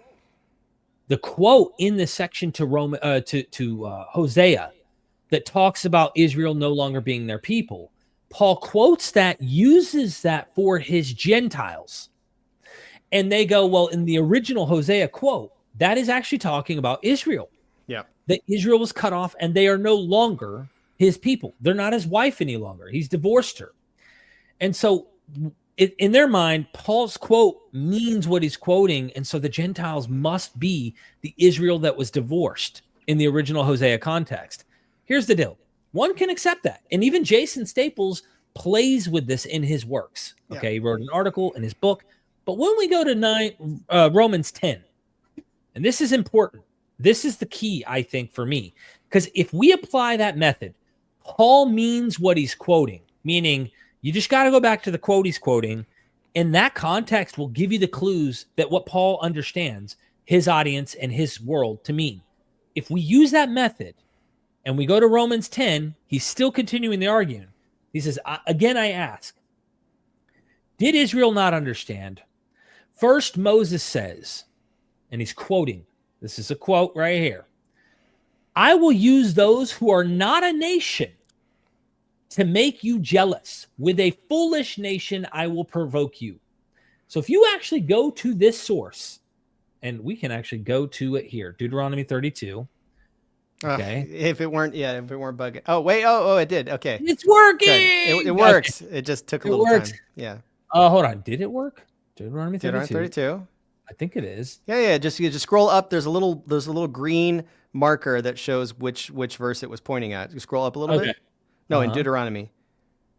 Yeah, it's 21. Right here. Yeah. They made me jealous. And you can line it up. You can line it up. Yeah, this is this. Sorry, yeah, I'm a little giddy because it's like this is the first time I've actually seen all of this hard work that I've done actually pay off in action. Yeah, it's great. Here it is. So the quote, I will use those who are not a nation to make you jealous with a foolish nation. I will provoke you. This is the quote. They made me jealous with what is no God, provoked me with their idols. So I will make them jealous with what is no people, provoke them with a foolish nation. Guess who's talking here? Moses. Guess who he's talking to? The 12 tribes of Israel. In this context, the nation, right? I will make them jealous with what is no people. That can't be any one of the 12 tribes because he's telling the 12 tribes, you made me jealous with what is no God. Yeah. So who is this nation that is no people that's going to provoke them to jealousy? And Paul uses this for his kinsmen, according to the flesh, who's supposed to have the promises, blah, blah, blah. These are the non-Jews. These are the pagans that he's bringing in. And I know that we can go further here because he says it again in 20. So using the method that IO uses, according to Paul, Gentiles are Israelites and non-Israelites, okay? So verse 20 says, and we can actually just go ahead and pull this up. Then Isaiah is so bold as to say, this is Paul arguing, I have been found by those who did not seek me. I have shown myself to those who did not ask for me. Okay, let's go to the verse that actually indicates this. I was ready to be sought out by those who did not ask, to be found by those who did not seek me. I said, here I am, to a nation that did not call on my name. I held out my hands all day long to a rebellious people who walk in a way that is not good, following their own devices. A people who provoke me to my face continually, sacrificing in gardens and offering incense on bricks, etc. So if you notice what Paul's doing is taking the context of the quote and just using it, like reworking it to use it for his audience of Gentiles here. And I'm thinking to myself, like this verse 20, verse 19, literally identifying in the original context, specifically verse 19, a different people group. And let me see, their voice has, verse 18, their voice has gone out to all the earth and their worlds to the end of the world. So you can go back to this one right here, Psalms 19. I wouldn't be shocked if coastlands and stuff. Let's see. The heavens are telling the glory of God. The firmament proclaims his handiwork. Day to day pours forth speech, and night to night declares knowledge. There is no speech, nor are there words. Their voice is not heard. Yet their voice goes out through all the earth, and their words to the end of the world. In the heavens, he has set a tent for the sun. So this is not even talking about Israel or not here. It's just a statement of like, it's been proclaimed throughout all the earth because creation ultimately shows our God's work. Okay. So like Paul is taking a context in Hosea, which meant for Israel only, and he's applying it to Gentiles. But then he gets in verse 19. I think that's the obvious one. A nation that's not a nation is going to provoke you. Original context, the 12 tribes are going to be jealous of what is not a nation. Yeah. And Paul uses that and applies that to Gentiles, saying these Gentiles, my kinsmen who aren't accepting it, that I wish I was cut off for in Romans 9:5, like the argument's continuing. And then he explains why the natural branch can be broken off, and that you who are not natural branches, you keep it up and you act bad. Guess what? He easily will restore the natural branches and break you off. Because if he'll do it with his own, if he can do it with the natural branches, he definitely will do it to the non-natural ones that have been grafted in. And that, I mean, it's just too obvious to me at this point that like, it's a contradiction using their method. You either have Paul meant what he quoted, but then he can't mean what he quotes in verse 20 or 19 here in Romans 10, following his argument, or Paul's willing to negotiate and do pesher and utilize scripture for his own advantage to his own context, making his argument, and doesn't mean what he's quoting. It literally like what the original context is saying. And we did an episode on that. Did you put the Christopher Stanley interview in the description? I didn't. That's a good idea. I should drop that in there too. That one covers this context and explains this issue. Yeah. Well, and it's kind of now that I'm recalling, you know, a lot of that period of like, you know, the 2018, 2019 is when I was like building the prototype for Cross Bible, because I had to like, because some of the research that you and I were doing focused on Israel only was requiring so much back and forth between these quotations and the Old Testament and the New Testament. You know, I actually have to give the Israel only guys like a little credit.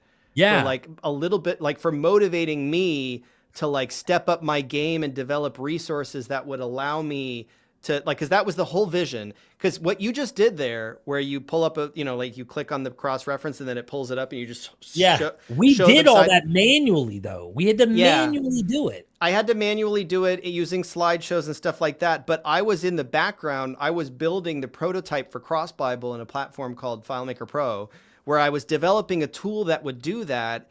And it was just in 2022 that I started to get the idea, once I had built the thing and I was using it on my own, you know, and it was like accelerating my research because I was able to like pull up the Old Testament, you know, when the New Testament was quoting the Old Testament, I could pull it up. That's when I realized, you know what, this tool is so useful. I could probably just like, you know, raise some money, build it, you know, hire some people to build it out for me. And it would be like a marketable thing. Cause what you just did there, I mean, as far as I'm aware, like, no, you can't really do that on any other platform. Like I don't know.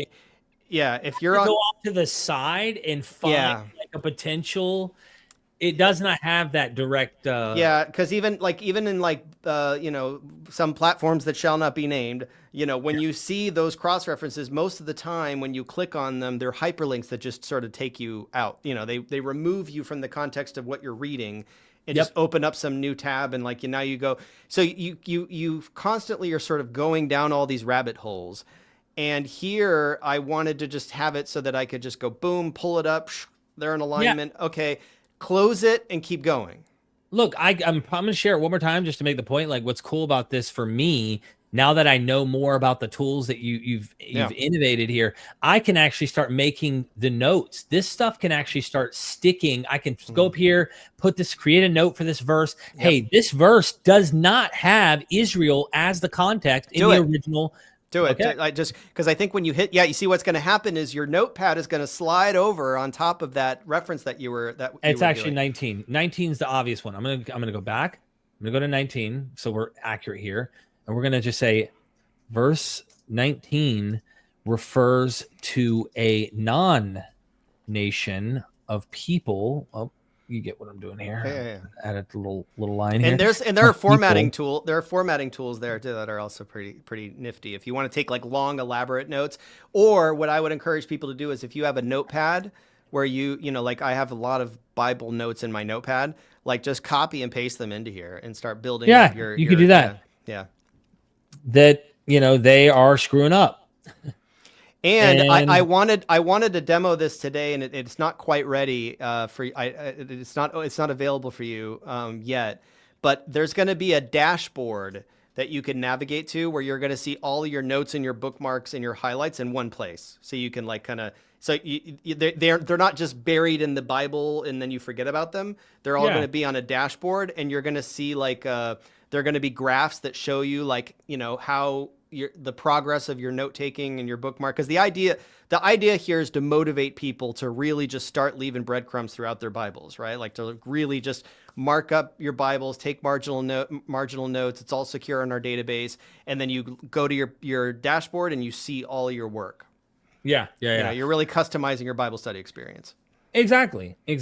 I also would recommend in Romans just going to Romans 16, Romans 15, and we might as well do that. If we're going to plug your stuff, dude, we really should. I think it's 15, but it might be Romans 16, where it talks about coastlands. It's like it's referring to these people who are not Israelites in the context. The original context is not referring to Israelites. And I remember having a debate with one of the guys, like one of the Michaels, I'm not sure which one, where we were like kind of going back and forth, and I was like, dude, look at the original context behind these verses. I think it's maybe 16. Let's go to 16, chapter 16. Behind these verses, he quotes a lot of scripture. It might be 15, dude, because this is the outro area. Like, greet so-and-so, tell so-and-so he owes me $15, you know, all that kind of stuff. Let me see. where it is. Oh, okay, here we go. All right, the insults of those who insult me, you have fallen on me for Christ. Okay, let's trying to find a few of them here. For I tell you that Christ has become a servant of the circumcised on behalf of the truth of God in order he might confirm the promises given to our ancestors, that the Gentile might glorify God for his mercy. So there's a difference here between circumcised and that the Gentile, because clearly Paul does not want his Gentiles being circumcised, okay? As it is written, therefore I will confess you among the Gentiles and sing praises to your name. Okay, let's just, for the heck of it, I don't know what 2 Samuel 22, but if it'll let me, the problem is this is a small letter. You have to you have to negotiate it a little bit. Like you hover over it and then you go up a little bit so that the pop over doesn't. I did it. I made the letters a little bigger, so that helped me out.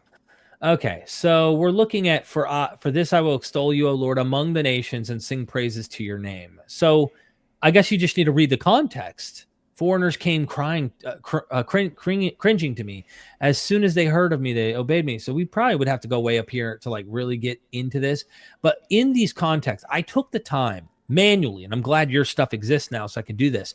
I manually went back and read the whole chapters to these sections that Paul quotes, and you'll find some of them refer to Israel, or in the context, there's a regathering of Israel in the context.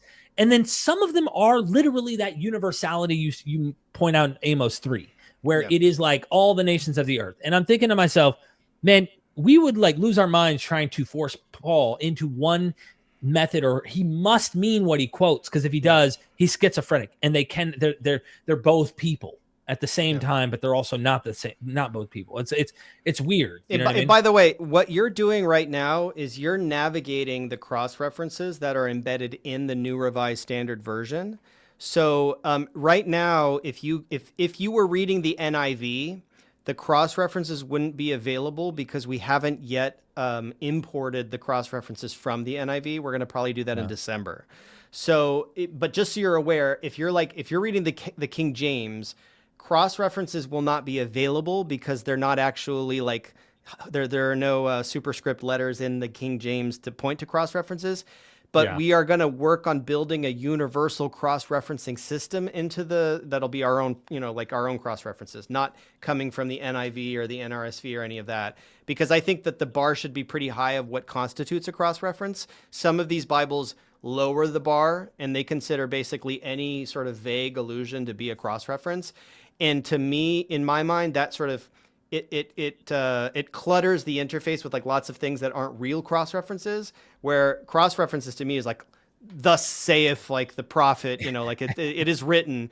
That's a cross reference. That's worth looking up. So eventually the vision for Cross Bible, because this is a cross reference Bible, right? Like I built it as a cross reference Bible. I just took the word reference out of it. And that's the number one motivating factor behind this entire project that was like, really, really hard to get off the ground. So eventually there will be a universal cross-referencing system that we're going to build so that no matter what Bible you're reading, you're always going to just be able to like pop up the cross-reference, align it, look at it. You're still going to see like the NRSV cross-references are still going to be there, but these are like what you're looking at now are cross-references that were like curated by those editors. We're going to have, and they're only available in that version.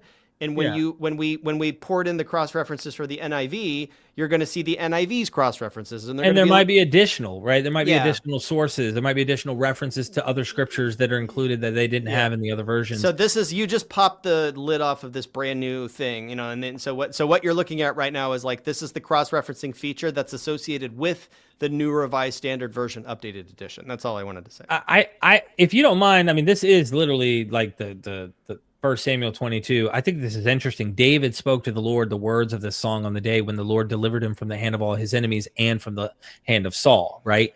Yeah. Which we know David ruled over a kingdom that included all 12 tribes according to biblical timeline. Okay. Yeah. Whether you believe it or not, I mean, I obviously am skeptical of all this, but like in terms of it being historical accurate, but Not saying there couldn't have been a David, of course. I mean, it could have. I'm just House of David. We get that in the stele. But he said, "The Lord is my rock, my fortress, my deliverer, my God, my rock, in whom I take refuge, my shield and the horn of my salvation, my stronghold, my refuge." Blah blah blah. I call upon the Lord, who is worthy to be praised. I love how cool the poetry is here.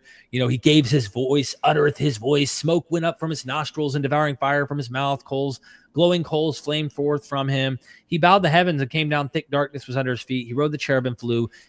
He was seen upon the wings of wind. He made darkness around his canopy. Okay, let's continue. He sent out his arrows and scattered them, lightning, and he routed them. Then the channels of the sea were seen. The foundations of the world were laid bare at the rebuke of the Lord, at the blast of his nostrils. He reached from on high. He took me. He drew me out of the mighty waters. So this is dangerous, right? Chaos.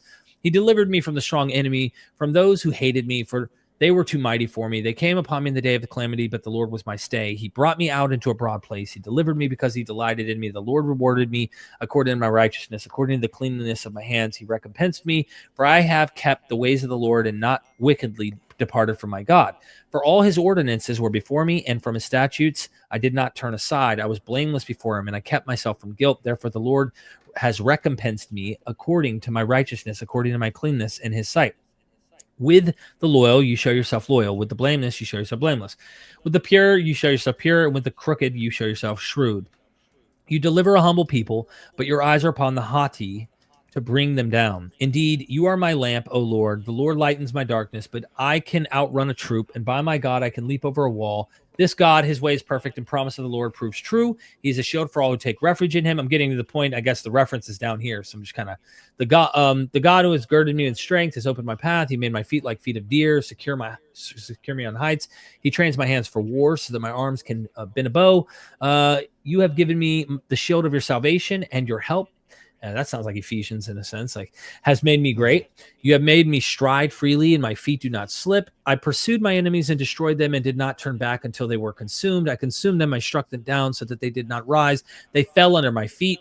For you girded me with strength for the battle. You made my assailants sink under me. You made my enemies turn their backs to me. Those who hated me, and I destroyed them. They looked, but there was no one to save them. They cried to the Lord, but he did not answer them. I beat them like the dust of the earth. I crushed them and stamped them down like the mire of the streets. You delivered me from the strife with the peoples. You kept me as the head of the nations. People whom I had not known served me. Foreigners came cringing to me as foreigners. These aren't Israelites. Foreigners came cringing to me. As soon as they heard of me, they obeyed me. Foreigners lost heart and came trembling out of their strongholds. The Lord lives. Blessed be my rock and exalted be my God, the rock of my salvation, the God who gave me vengeance and brought down peoples under me. These are the foreigners he just described above, who brought me out from my enemies. You exalted me above my adversaries. You delivered me from the violent. For this I will extol you, O Lord, among the nations, he just mentioned above, and sing praises to your name. And Paul uses this. Yeah. And that the Gentiles might glorify God for his mercy, as it is written, therefore I will confess you among the Gentiles to sing praises to your name. Well, I would have to make the David context nations to have to be only Israelites. Then you'd have to say that Paul literally meant what he quoted here. You understand the logic here. And I just see it as like, what does the story of David have? He literally goes to non-Israelites. He joins the Philistines. According to the narrative, he literally becomes a Philistine for a while. You see where I'm going with this? Like, so how do you know? Well, the irony is that their interpretive system basically leads to the conclusion that these authors are saying the exact opposite thing that they're actually saying. Like, right. It's not just like, oh, there's like a little tiny difference in opinion, that's like disagreements between like Michael Heiser and Jason Staples or something like that. It's like, it is this is super radical. Like their position is the opposite of reality. It is the opposite of truth. And they would just go to the next verse. He is the tower of salvation for his king and shows steadfast love to his anointed, to David and his descendants forever. Only to David and only his descendants ever. I'm just kidding. But you know what I mean? Like, they'll just look to that and go, see? And that's the context. It is about the seed of David. It is about the seed of Abraham. This is a story that is Israel-centric. I would say Israel priority, first to the Jew, then to. But when you go so far to make everything fit that only, is the problem I have. You get what I'm going. And then you have to explain historically, and the analogy I give is a bad one, but it's one that I think works just to make a funny little example of this. I'll stop sharing the screen. Is if you and I were walking down the street and we picked up a pamphlet, and let's just say it had, let's use a better example. A Hebrew Israelite. Let's use that. Walking down the street, they see a pamphlet on the ground. Black Hebrew Israelite. Specifically, I want to say Black Hebrews just so you understand. I'm talking someone who's African American, or they're obviously not Caucasian, they're not white guys. Okay, they pick up a Ku Klux Klan Christian, because Ku Klux Klan is Christian. They identify as Christian. You know what I mean? Whether you think they are Christians, that's a different thing. But the point is, and they're using these same kind of like don't mix your seed kind of things in their cult to try and argue. Don't mix with them, don't go with others, that kind of stuff. But they pick up this Klan pamphlet, and the pamphlet literally says white power and white people this, and literally says, only the white man, right? And it's almost like the Black Hebrew Israelite says, I think I'm going to join this movement. Why you'd go, well, it's an exclusive movement that is not for you. Who was tricked into thinking this was for them? Clearly, the New Testament is not written like that. It's not like picking up something that's exclusively for other people that you're not like welcome to participate and join. It obviously was open from the onset. And if there was struggle, it was the contexts of like, you need to circumcise, you have to literally obey our laws in order to join our club. Like there's disputes over food or circumcision. Clearly, Paul indicates this, Acts indicates this, but there is no like, you need to be our literal tribe and the descendants, and that's it. You're not welcome if not. That's why it was so sold, and the text became the priority text was like literally to non-Gentile, to non-Israelites, non-Jews. They identified with it. So I always use that Klan pamphlet thing to give you like a radical modern example of like, you'd never catch a black guy, grab a KKK pamphlet and go, I am joining this club. It's for me. No, you would do it if it was way more obviously inclusive, or you didn't know. It was so hidden right under your nose. These people read and heard Greek. They understood their language. They wouldn't have joined a club that wasn't saying, welcome. Come on. You know what I mean? Yeah. So let's try to get to just the most powerful examples here so that we don't, because we're running out of time. But, okay, so Romans 9... I think this is probably a good intro, and then I want to get to there's a couple of Romans and Galatians examples that I think just really drop the hammer. Okay. I don't see anything. Oh, sorry, I haven't. Here we go. Okay. You're good. All right. And to them belong the adoption, the glory, the covenants, the giving of the law, the worship, and the promises. To them belong the patriarchs, and from their race, according to the flesh, is the Christ, who is God over all, blessed. Amen, or forever. Amen. In this particular passage, my notes have Paul refers to his kinsmen according to the flesh in the third person as Israelites, implying that Jesus was the same Jewish race according to the flesh. I was watching Jason DaCosta the other day, and he actually goes into this specifically in Romans 9, how to understand it. And he makes the Jews Israel here, Israel according to the flesh. And of course, then you have the other Gentiles, etc. But this right here in this passage, he seems to say that. Are you guys on the same page? And with that being said, let me give you 5 minutes. Yeah, so you already know what they're going to say, right? That according to the flesh means according to circumcision, which is not something this is like not a turn of phrase anybody uses anywhere. It's this text is so devastating to them that like the only option is to just sort of explain it away, and this is what they do. Yeah, so I mean, I don't really have too much to contribute to this except that I think Paul is referring to when he says they are Israelites. There's 12 tribes of Israel, but those according to the flesh would have been of the southern kingdom, those who were practicing circumcision, which I interpret that to be referring to circumcision of the flesh. It's not a declaration of physical descendancy. I take it as just an association with circumcision. In the Bible narrative, the pagan nations weren't tasked with or commanded to. The body scanner. So this is so hand wavy, right? It's just like waving, wave it away. And all I would say to somebody who finds this compelling is just find me a reference where like isingenimu kata sarka, right? Like my relatives according to the flesh, where it actually explicitly like this is not referring to circumcision. Like there are many references in the Bible and extra biblical literature that refer to circumcision. It's never like just give me an example of because the thing is, if you look up sarx in the like in the lexicon, and you really dig, like you just won't find it, because they're making this up. This is just coming out of their imagination as a way to explain away the evidence. And if this were a plausible interpretation, you would just find other examples like this, and you don't. So like I cannot be convinced of this, because there's just no, it's unprecedented. Give the simple interpretation for the viewer, just so they know. It is a descendancy. This is kinsman, like we are of the same family line. It's not a kinsman according to circumcision. They are Israelites. It would just say circumcision, and probably not just say according to the flesh. And if it did, if the author meant circumcision, they did a terrible job, and they should have just said circumcision. And it says, and to be fair, like with the word race, I'm using the ESV here, and I put race in brackets because it doesn't actually say race in the Greek, right? So it says, to them belong the patriarchs, right? Oni pateres. And from them, it says from them, KXO, and from them. The interpreter, the translator of the ESV, is putting race in there as a signal to the reader who, like they could have done it literally, and they could have said, to them belong the patriarchs, and from them, according to the flesh, is the Christ. That would have been an acceptable translation. Probably a preferable translation, in my opinion. It would have been literal. They stuck the word race in there just because, whatever. That's an interpretation.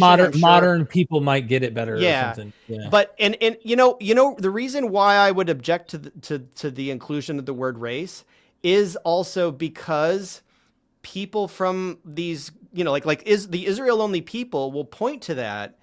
And because they're using an interlinear Bible, they will rightly identify that as, aha, you see, that translation committee inserted the word race there because they're conspiring to make the text seem like it's saying this, it becomes a conspiracy. And I think that the ESV could have removed that low-hanging fruit and just said from them according to the flesh, and relied on the reader to infer that it's talking about race, as opposed to just like putting it up there and saying race, right? Like it's up for debate. The translation committee may have gone back and forth on it and decided, you know what, let's just put in the word race so people know like what Paul's talking about, because that is what he's talking about. So it's an interesting, that's why I put it in brackets, but also I put the word God in brackets, right? Like who is implied the word God overall, blessed God forever. There are textual variants here that make this a little complicated. Again, this is definitely an IO supportive verse. Yeah, so everything's IO supportive verse. Further noting that I think a lot of Christians don't realize that they don't know much about the 10 lost northern tribes of Israel.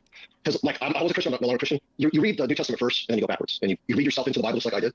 And as we know, in 721 BC, Assyria exiled the 10 northern tribes, and they were scattered throughout the nations. And then it was a 581 BC, the same thing happened to Judah. But so pretty predictably for them to.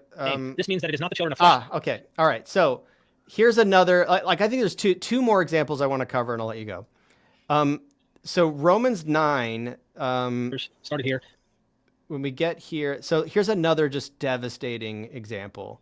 Right here. Greek lexicon in the same sense as Paul's usage in Romans 2:26, where he asks rhetorically if uncircumcision will be regarded as the Greek verb of promise. Paul refers to Jews as being from Israel, the children of the flesh, and says that they are the offspring of Abraham, full stop. However, these Jews are described in contrast to the children of God and the children of the promise, who are merely counted as the offspring of Abraham by faith. If the children of the promise were biological Israelites, they wouldn't merely be counted or considered or regarded as offspring. They would simply be biological offspring. This usage of the Greek verb is classified according to BDAG, Greek lexicon, in the same sense as Paul's usage in Romans 2:26, where he asks rhetorically if uncircumcision will be regarded as circumcision. So where it talks about that so uncircumcision will be regarded as circumcision, because uncircumcision is not the same thing as circumcision. It's regarded, it's counted. Logizo, that verb means to count, right? So like, it is I don't know. What would give me an analogy to this? Like if something is counted as something, right? Like this is I'm not taking this interpretation just because the lexicon tells me that it's true. Right? I'm not just like relying on somebody else to tell me what this means. When you read Greek, you know what this means, right? Ta teknatis evangelias logizete is sperma. They're counted as offspring. They're not really offspring. Like there's no way, like when you read this in Greek, and I've color-coded it to make it really obvious that everything in red here is referring to Israel / the Jews. And then the children of God and the children of the promise are the ones who have faith in Christ. And they're not Jews, right? And but they're counted. They're counted as offspring, right? Because the purple is like the in-between state of like something that, I mean, it is family. It's a combination. Okay? It's a combination. It's like, so when he's referring to Israel here, and he's using the word Israel, right? And he's saying the offspring of Abraham, and he's saying of the flesh, all of that is red, because it's like exclusive. It's Israel. It's Israel. It's Israel. Not Judah, not like two tribes, the whole shebang.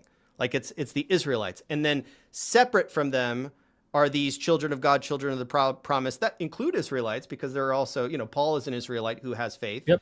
But they get counted, they get brought in, they're considered the offspring of Abraham because of their faith. And like that verb, just like the thing is, like they're just going to pretend it doesn't exist. Like let's see what they're. Not according to the flesh in this verse, who are the children of God, but the children of the promise are counted as offspring. I think this is where the disagreement would come up, is that people who aren't IO will say, this right here is, they're counted, but they weren't initially, if that makes sense. And then you guys would disagree. But did you guys want to comment on this? I know Jim's reserving his comments till the end of... I'll comment. Well, Paul's making a point here, not all Israel is of Israel, because remember, you have the Pharisees and the religious leaders who are Jews. They're a part of Israel. They're fighting the first century church. So that's what he's making. Paul's argument is, just because they're Jews, and they're of the circumcision, and they're Israelites, doesn't mean they're true Israelites.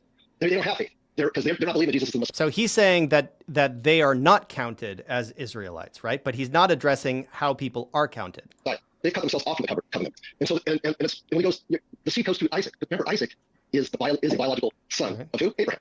He didn't choose Ishmael and Abraham's 7 other sons to have the covenant with. He chose Isaac. And who chose Isaac's seed? Becomes Jacob and the 12 tribes. So it still goes back to the fleshly sons of Abraham, but it was only one son that got chosen to be in covenant with him. Remember, like I keep repeating this to people, remember, Abraham had 8 sons who were circumcised, but they were not included in the... No explanation as to why this word is being used.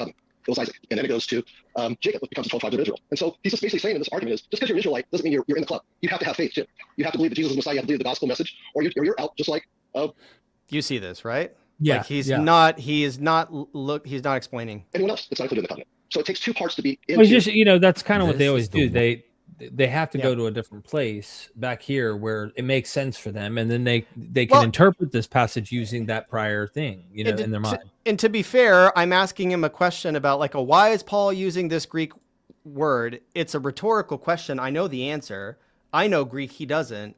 So it's like, it is a little unfair for me to like, be like, okay, well, why does Paul use this word that means that they're not really, it's like, what explanation do I really expect from him? I don't know. Like they don't have an answer to this. Let's see what Bradley says. 9 examples. It'll speed up things for open conversation at the end, or would you like to take them piece by piece? I'm open to anything. Yeah, same here. I'm good either way. Awesome. Jim's down. We can go through if you guys want to comment. I'll just read quickly. Okay, yeah, and then it just moved on. So there's one other example that for me is just like it's the clincher, and I keep asking them about it, and I never ever got a response. Here we go. I think this is it. Is it? No. I mean, there's so many. Wait. All right. So this is the last one. Native Americans or people in Australia, those type of things. To be blessed in Abraham, the believer. Those are my notes on that particular one. The next example is Galatians 3:29. And if you belong to Christ, then you're Abraham's descendants, heirs according to the promise. And so in the BDAG, Greek lexicon, here's my comments on this. The then participle, to express result. Then as a result, with suggestion of emphasis. Examples, Galatians 2:21, 3:29, 5:11, Matthew, Luke, 1 Corinthians, 2 Corinthians, tons of examples. So if I may, Michael Bieris, you've argued that this is in contrapositive or equivalent statement where the conditional syntax can be reversed. And Iowers often feel compelled to paraphrase this verse, replacing the word then with expressions like it's because, or it means that, or it's proof positive that you are Abraham's descendants. But you won't find that kind of paraphrase in any Bible translations because scholars assert that this Greek term, often translated as then, actually means as a result. This interpretation is supported in part by the following examples. And just to give you guys an example of some of these in particular, if you belong to Christ, you're dropping like a nuclear bomb on them right now. Yeah, they don't. Yeah, Christ, then as a result, you are Abraham's descendants. If righteousness comes through the law, then as a result, Christ died needlessly. if I still preach circumcision, yeah, and I'll mute this for a second. So you're gonna just continue, just give them example after example, to sort of anchor back on this this passage. It's the result of something. Yeah. So if you cut my lawn, then I'll pay you $50. You know, it's like, it's so freaking simple, but like they gotta go. They want to almost say it's like, and if you belong to Christ, that's because you are Abraham's descendants. That's how they want to interpret. That's because instead of then you become Abraham's descendants. So it's like they don't understand what's happening in that text, and it's unfortunate because all the other prior knowledge that they believe and they have, I think, forces them to not be able to allow this to be what it is and what it says, you know? Yeah. So basically you give them example after example, it just washes over them. And then all they can arrive back to is the conclusion that they started with, which is like, it's because they are Abraham's descendants that they belong to Christ, right? Which it's like, I have had, like, if you go to like Richard Carrier's blog, I have an exchange with Michael Beerus in the comments where I'm asking, why is Paul using this particle? Like, what, like, you know, like it clearly in the lexicon is telling us it means as a to express a result, this happens, therefore this happens, right? Yeah. So you belong to Christ, therefore you are Abraham's descendants and heirs according to the promise. The gospel here, Paul's gospel, is that once you have faith, you're magically like a descendant of Abraham. Like, you know, adopted into the family. Yeah. You've just like this faith transforms you.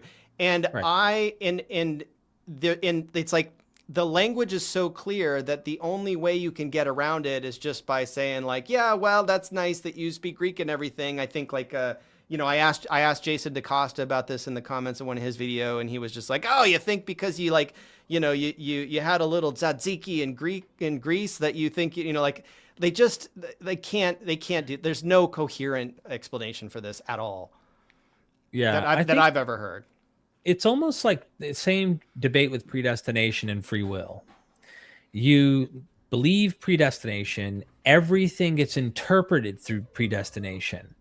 Now, systematically, right? I could come to you and you and I, we could find some predestination in the Bible. I'm talking about like bona fide sounding determinism kind of stuff, right? And now it may not be philosophically as completely worked out as we might imagine in our minds, but it's definitely some foreknowledge at the very minimum, potentially even deterministic, active or inactive, however you want to get at it philosophically. But then I could show you some stuff that sounds pretty free will sounding. Okay. Yeah. What you going to do when you see that? You're going to interpret the free will through the predestination.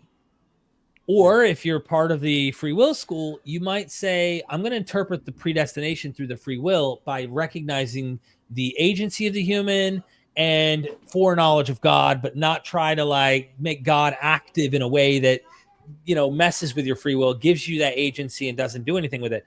So there's this wrestling back and forth. And I feel like you're going to find some middle ground, because you're going to get a little bit of here, a little bit of both of these in this material, in this collection of text, the same way you're going to get exclusive ideas or this very Israel-centric motif, but everything becomes predestination for the Calvinist rather than allowing some of these aspects that seem to give the agency on the human side and even expectation on the human side. And if you fail to keep up your part, working out your salvation in fear and trembling to the end, you will lose it. Hebrews, right? For example, you can lose your salvation, stuff like that. And it's like, whoa. So this seems to be the problem, is that I find a lot of expectation. Israel needs to be regathered. I see indication that Israel is going to be regathered. I see 12 tribes. I see 144,000. I see don't go to anyone else, go to the lost sheep. But like, it gets so lost in the sauce that everything is forced down a path that they cannot see the nuance. They cannot see, oh, children of Abraham and those God-fearers among you who fear God, you know, they can't see it the same way a Calvinist can't allow that, or an Arminian can't allow the predetermined stuff. And it's that issue, I think, because they have a system. They have such a strong system of theology they start with that it doesn't allow the conclusion to be drawn that, hey, one book actually might be teaching something different than the other book. Well, and you also have to ask yourself, like, okay, if this is true, like if this is the mechanism by which people are joining themselves to Israel through faith, which is they would like they would recoil at this, but this is what Paul is saying. It's if Paul wanted to express that, like, how else would he express it? He would use the word ara. He would say it in exactly the way he said it, right? Like this is exactly what we expect Paul to say to describe this miraculous mechanism of people having faith in Jesus and then becoming mystically joining the family of Abraham. Right. And let's to be fair, just the last thing we'll look at is just their response to this, just to see, like, am I not giving them any credit? Are they am I not giving them enough credit? Are they not addressing this? Had been eliminated. If Christ had not been raised, then as a result, our preaching is died for all, or one finger of God of an initial examples after. At least this is how the scholars would come to this conclusion. And with that, we're through Galatians. Those are the particular examples that you gave me to bring up. But I had to give my notes. So I'll bring us back on the screen. And I want to have Israel only start. And you guys, your time is now. Well, let's go with the key first. If you are Christ. Now let's start and stop right there. How does one become Christ? And I hope we go to the proof text, just one of our favorite proof texts in the just running away from that context. Matthew 15:24, where Jesus said, "I was sent only." What are you doing in Matthew? I just hit my space bar to pause. I'm so used to reacting. Yeah. He won't even get to the end of the sentence. He's just like, whoa. Let's take this first part of the clause and now run somewhere way far away. I gotta show you how Jesus himself said, "I came only for the lost sheep." So how do you become Christ? Well, Matthew tells us, and that's what they do a lot. John tells us, it's like, what does Paul say again? So I do appreciate you pausing there again. Let's see what he says, though. Yeah. Non-Israelites. He wasn't sent to the world. It says, he specifically said, "The Father sent me one mission and for one people, the lost sheep of the house of Israel."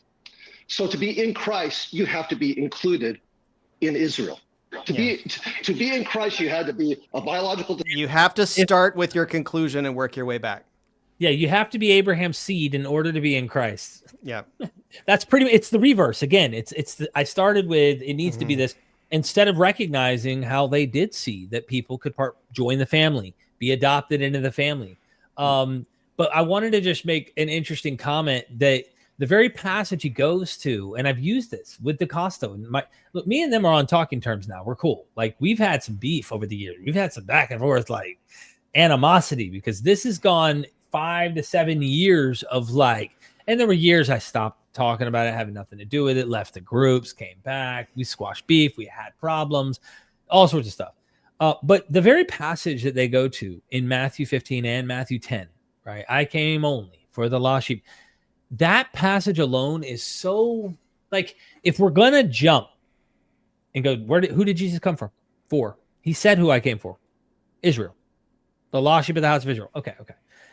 He, in that passage, says he didn't then, by that context, Samaritans and Gentiles. Okay, so Matthew says Jesus didn't come for Samaritans and Gentiles. He only came for the lost sheep of the house of Israel, or ta'ethne, the nations. Yeah. He only came for the lost sheep. That means ethnic, biological, as he would say. Then why is Jesus hanging out with Samaritans, saving them in John 4? Then why is Jesus dealing with Gentiles and some centurions and things like that? My point is you're creating a problem, because you need to go to Matthew to fix Galatians so that we understand why they are now counted as, Abraham's seed when they weren't before, based on this logic. Because they are Christ, though, now they are Abraham's seed is this point. And they don't see that jumping to Matthew actually creates a conflict with John's gospel, creates a conflict with other contexts, because in that Matthew context, if you don't grant the end of the Matthew context, which actually opens it up to the Samaritans and to the nations. So let's just pretend Matthew doesn't do that, because they love to quote Matthew, but don't really go to the end of Matthew to see, okay, now go to all nations, baptizing in the name of the Father, the Son, and the Holy Spirit. But John actually has him dealing with the people he says not to in Matthew. What is it, guys? Deal with the Samaritans or don't?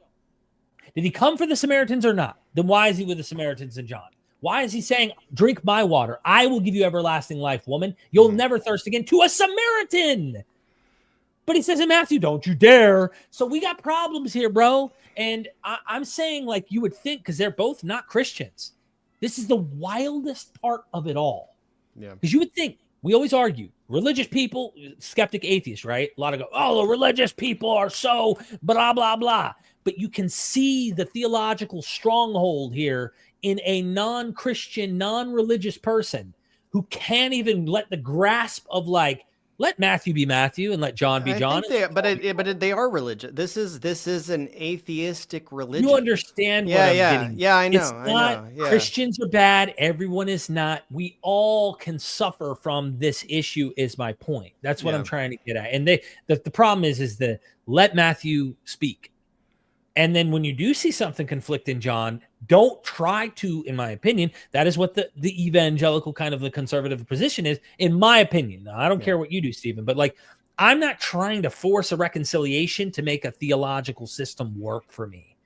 I just don't. I like to see that, John had a different plan. John had a different authorial plan when he crafted his story for Jesus than Matthew did.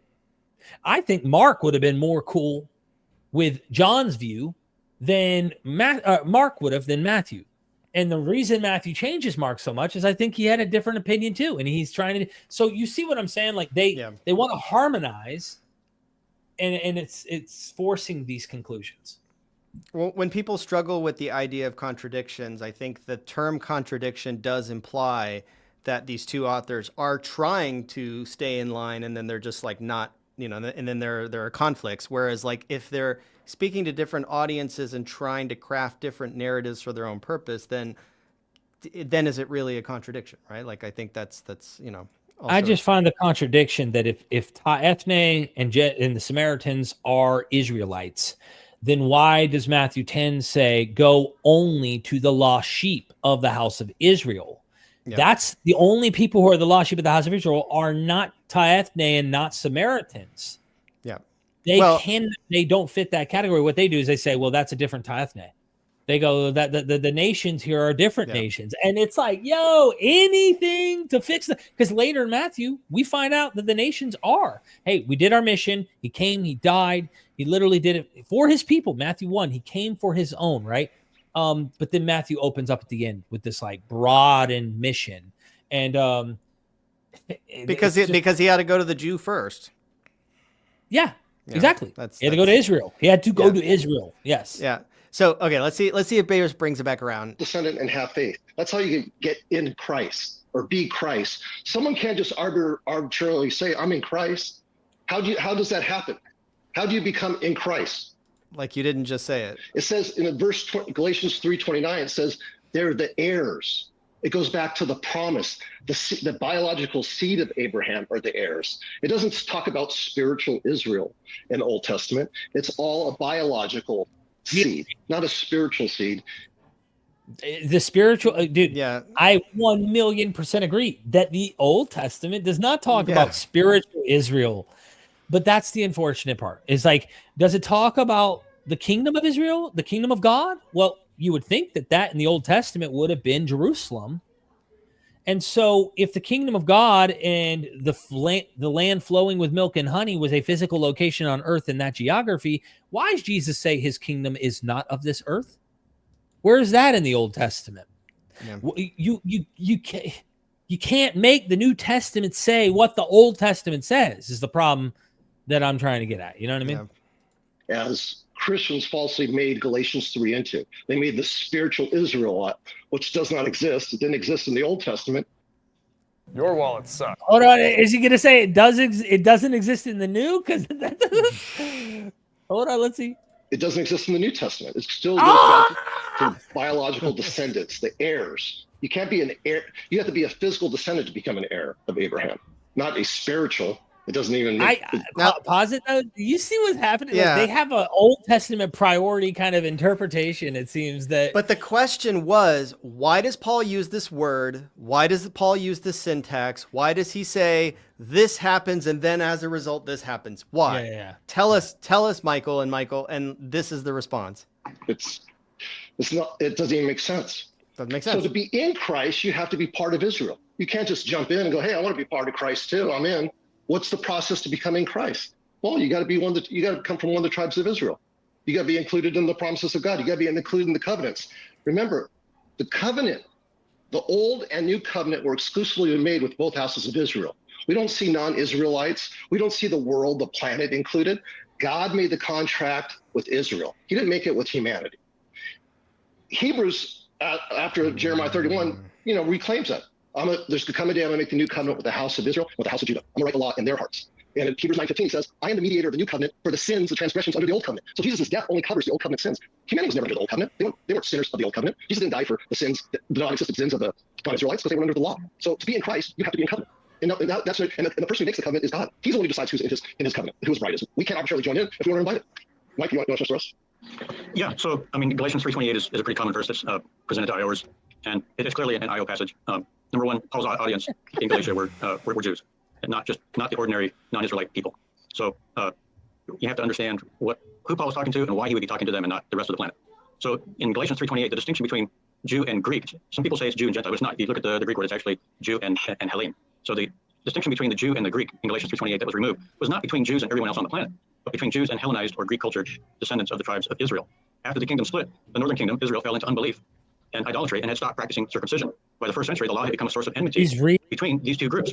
Yeah, he's reading, and they just didn't want to hear that question. And and also Jim Majors, he was like in a rush to get out of there, and like he doesn't hold their feet to the fire. And that's the thing, is like, I made this slideshow, I gave you like a little talking points in the script, and it's off the rails at this point. It's just like nobody. There's so many things Michael Bierce just said that I would have, like, you'd have to unravel and take time to each of those things he uses as points. You have to go and then break down. I mean, how do you become born from above? Yeah. Where's that in the Hebrew Bible? Does it teach you how to become born from above? I mean, like, what does that even mean? You're supposed to be born from Abraham's nutsack. Why would you even need to be born from above? What does that even matter? If it's all just Abraham's descendants, just be born through the genealogy, and that's all that matters. And therefore, you don't need to be born from above. Like, why are these new ideas introduced is my point. And how do you deal with them? Well, you just find a way to ignore them and not act like the New Testament is doing something different than what we find within the Hebrew Bible or the Septuagint. These are just there's so many problems. And then what do you do with like conflicting problems? Like, let me share my screen real quick here, bro, because this is like, I think this is a good example. I'm sorry we're rabbit trailing here, but like, right.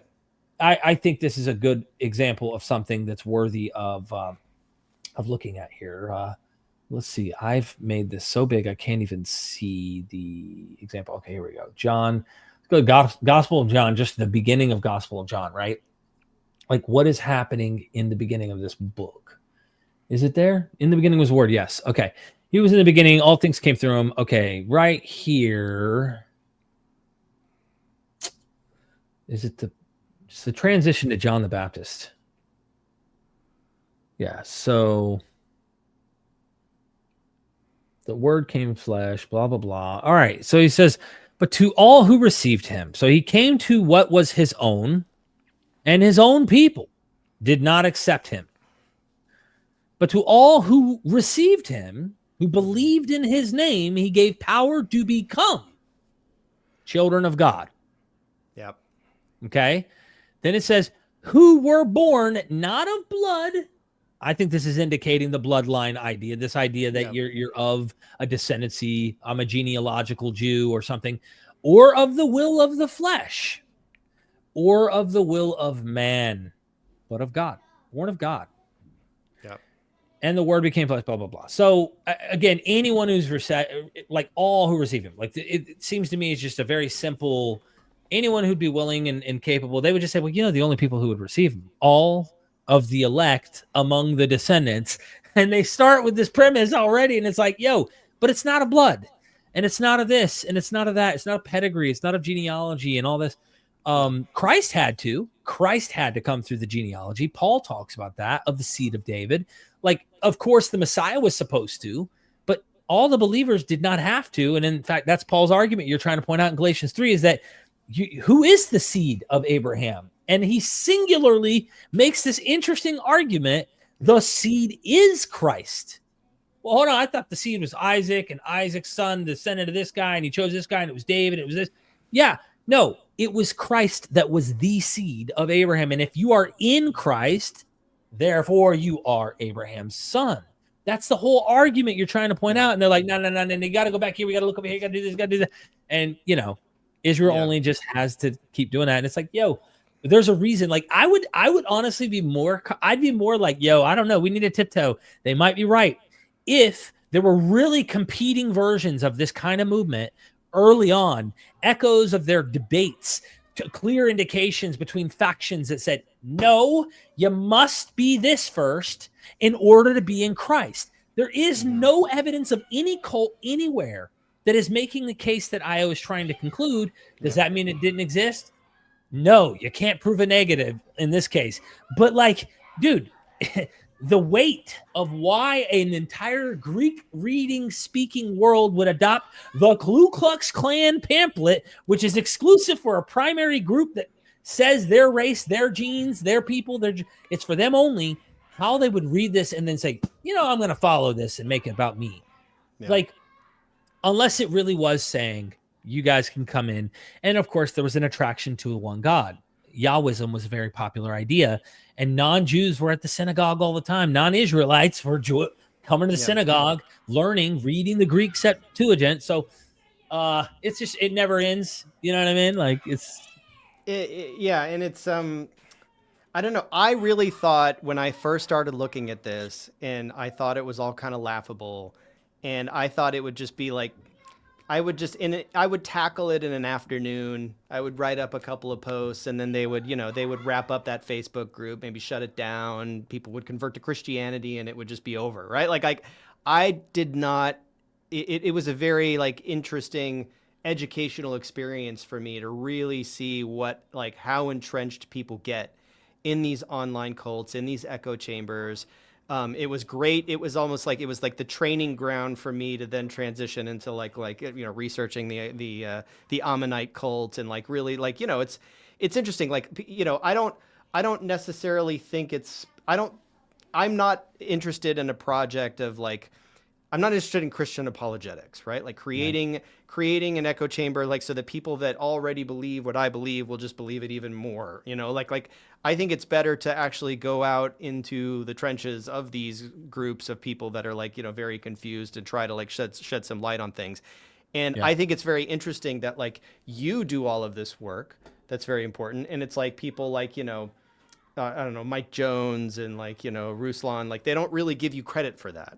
They don't give you credit for actually, I mean, you're not ministering to these people. You're not preaching the gospel to them, but you're at least trying to get them aligned with what the text says at a bare minimum. Behind the scenes, I do get some credit from Michael Jones.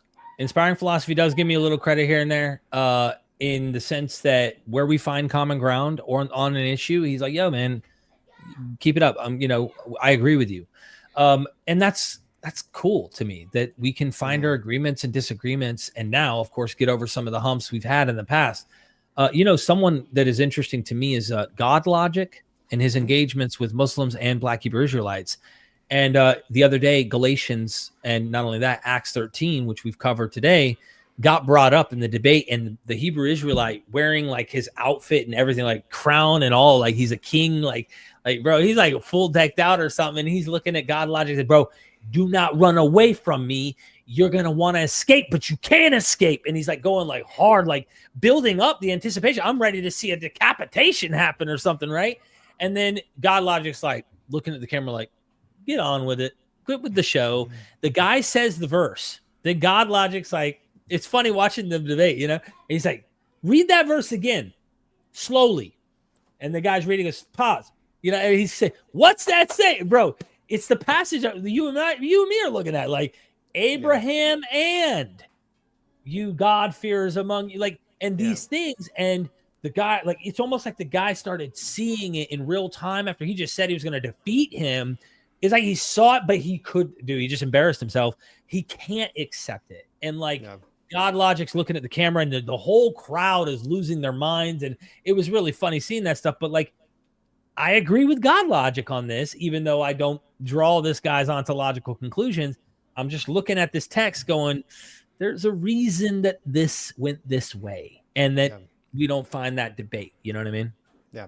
Well, yeah, I commend you for a lot of the work you do, and I'm glad, it's very honored to have you on, and Thank you, and I know a lot of people will probably be confused about the collaboration, and it's like, well, but that's the thing, is we can like put aside our differences and like converge on things that we agree on, and and it's like we need more like camaraderie on that front. Absolutely, man. You and me, we've go way back. Look, we've never agreed on everything, and I speak my opinion, and I know you don't take offense when I do draw out my conclusions or I have an opinion about something. And you have yours, you know what I mean? But you're putting together an entire like Bible software that I've never seen before. And it's going to be extremely useful when people want to like pull up tricks like this. If you're interested in like catching them, like just look at the footnote, go follow that back, see the original context, read the whole chapter, find out real quick and be like, yo, hold on. Based on that method, it doesn't work. We just shown in this, we could have gone into many others. I've done this over the years. We just didn't have time. If we had 10 hours, we could go through a lot more here. But we didn't need to say, do you believe this or do I believe this? Oh, we can't work together and see that this is like a really fringe idea that we just don't buy. It didn't matter what you believe at the end of the day. You can see this and just read the text and go, hey, this is obvious. And I think this show right now shows two guys who can come together and do that. And I hope more people, will use your cross Bible and actually use it as a tool to help learn more about the ancient world.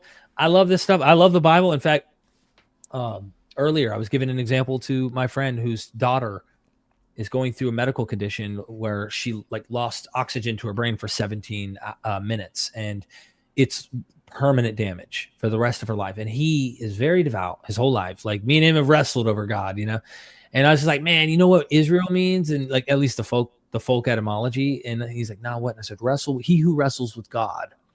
And then he's like, what? And I said, yeah, man, he's laying his head on a pillow, sees the angels coming up and down the ladder. Like all this stuff to me is mythology. But does that mean it doesn't have meaning? No, it has a lot of value, and you can read it to have meaning in your own life. And what happened was, I said, then this stranger in the middle of the night comes and he just starts wrestling with him. And finally day dawns coming and he won't let him go. Now I'm speaking to my friend that I know just had a loss, right? And he's been telling my brother privately, why God? How could you do this to me?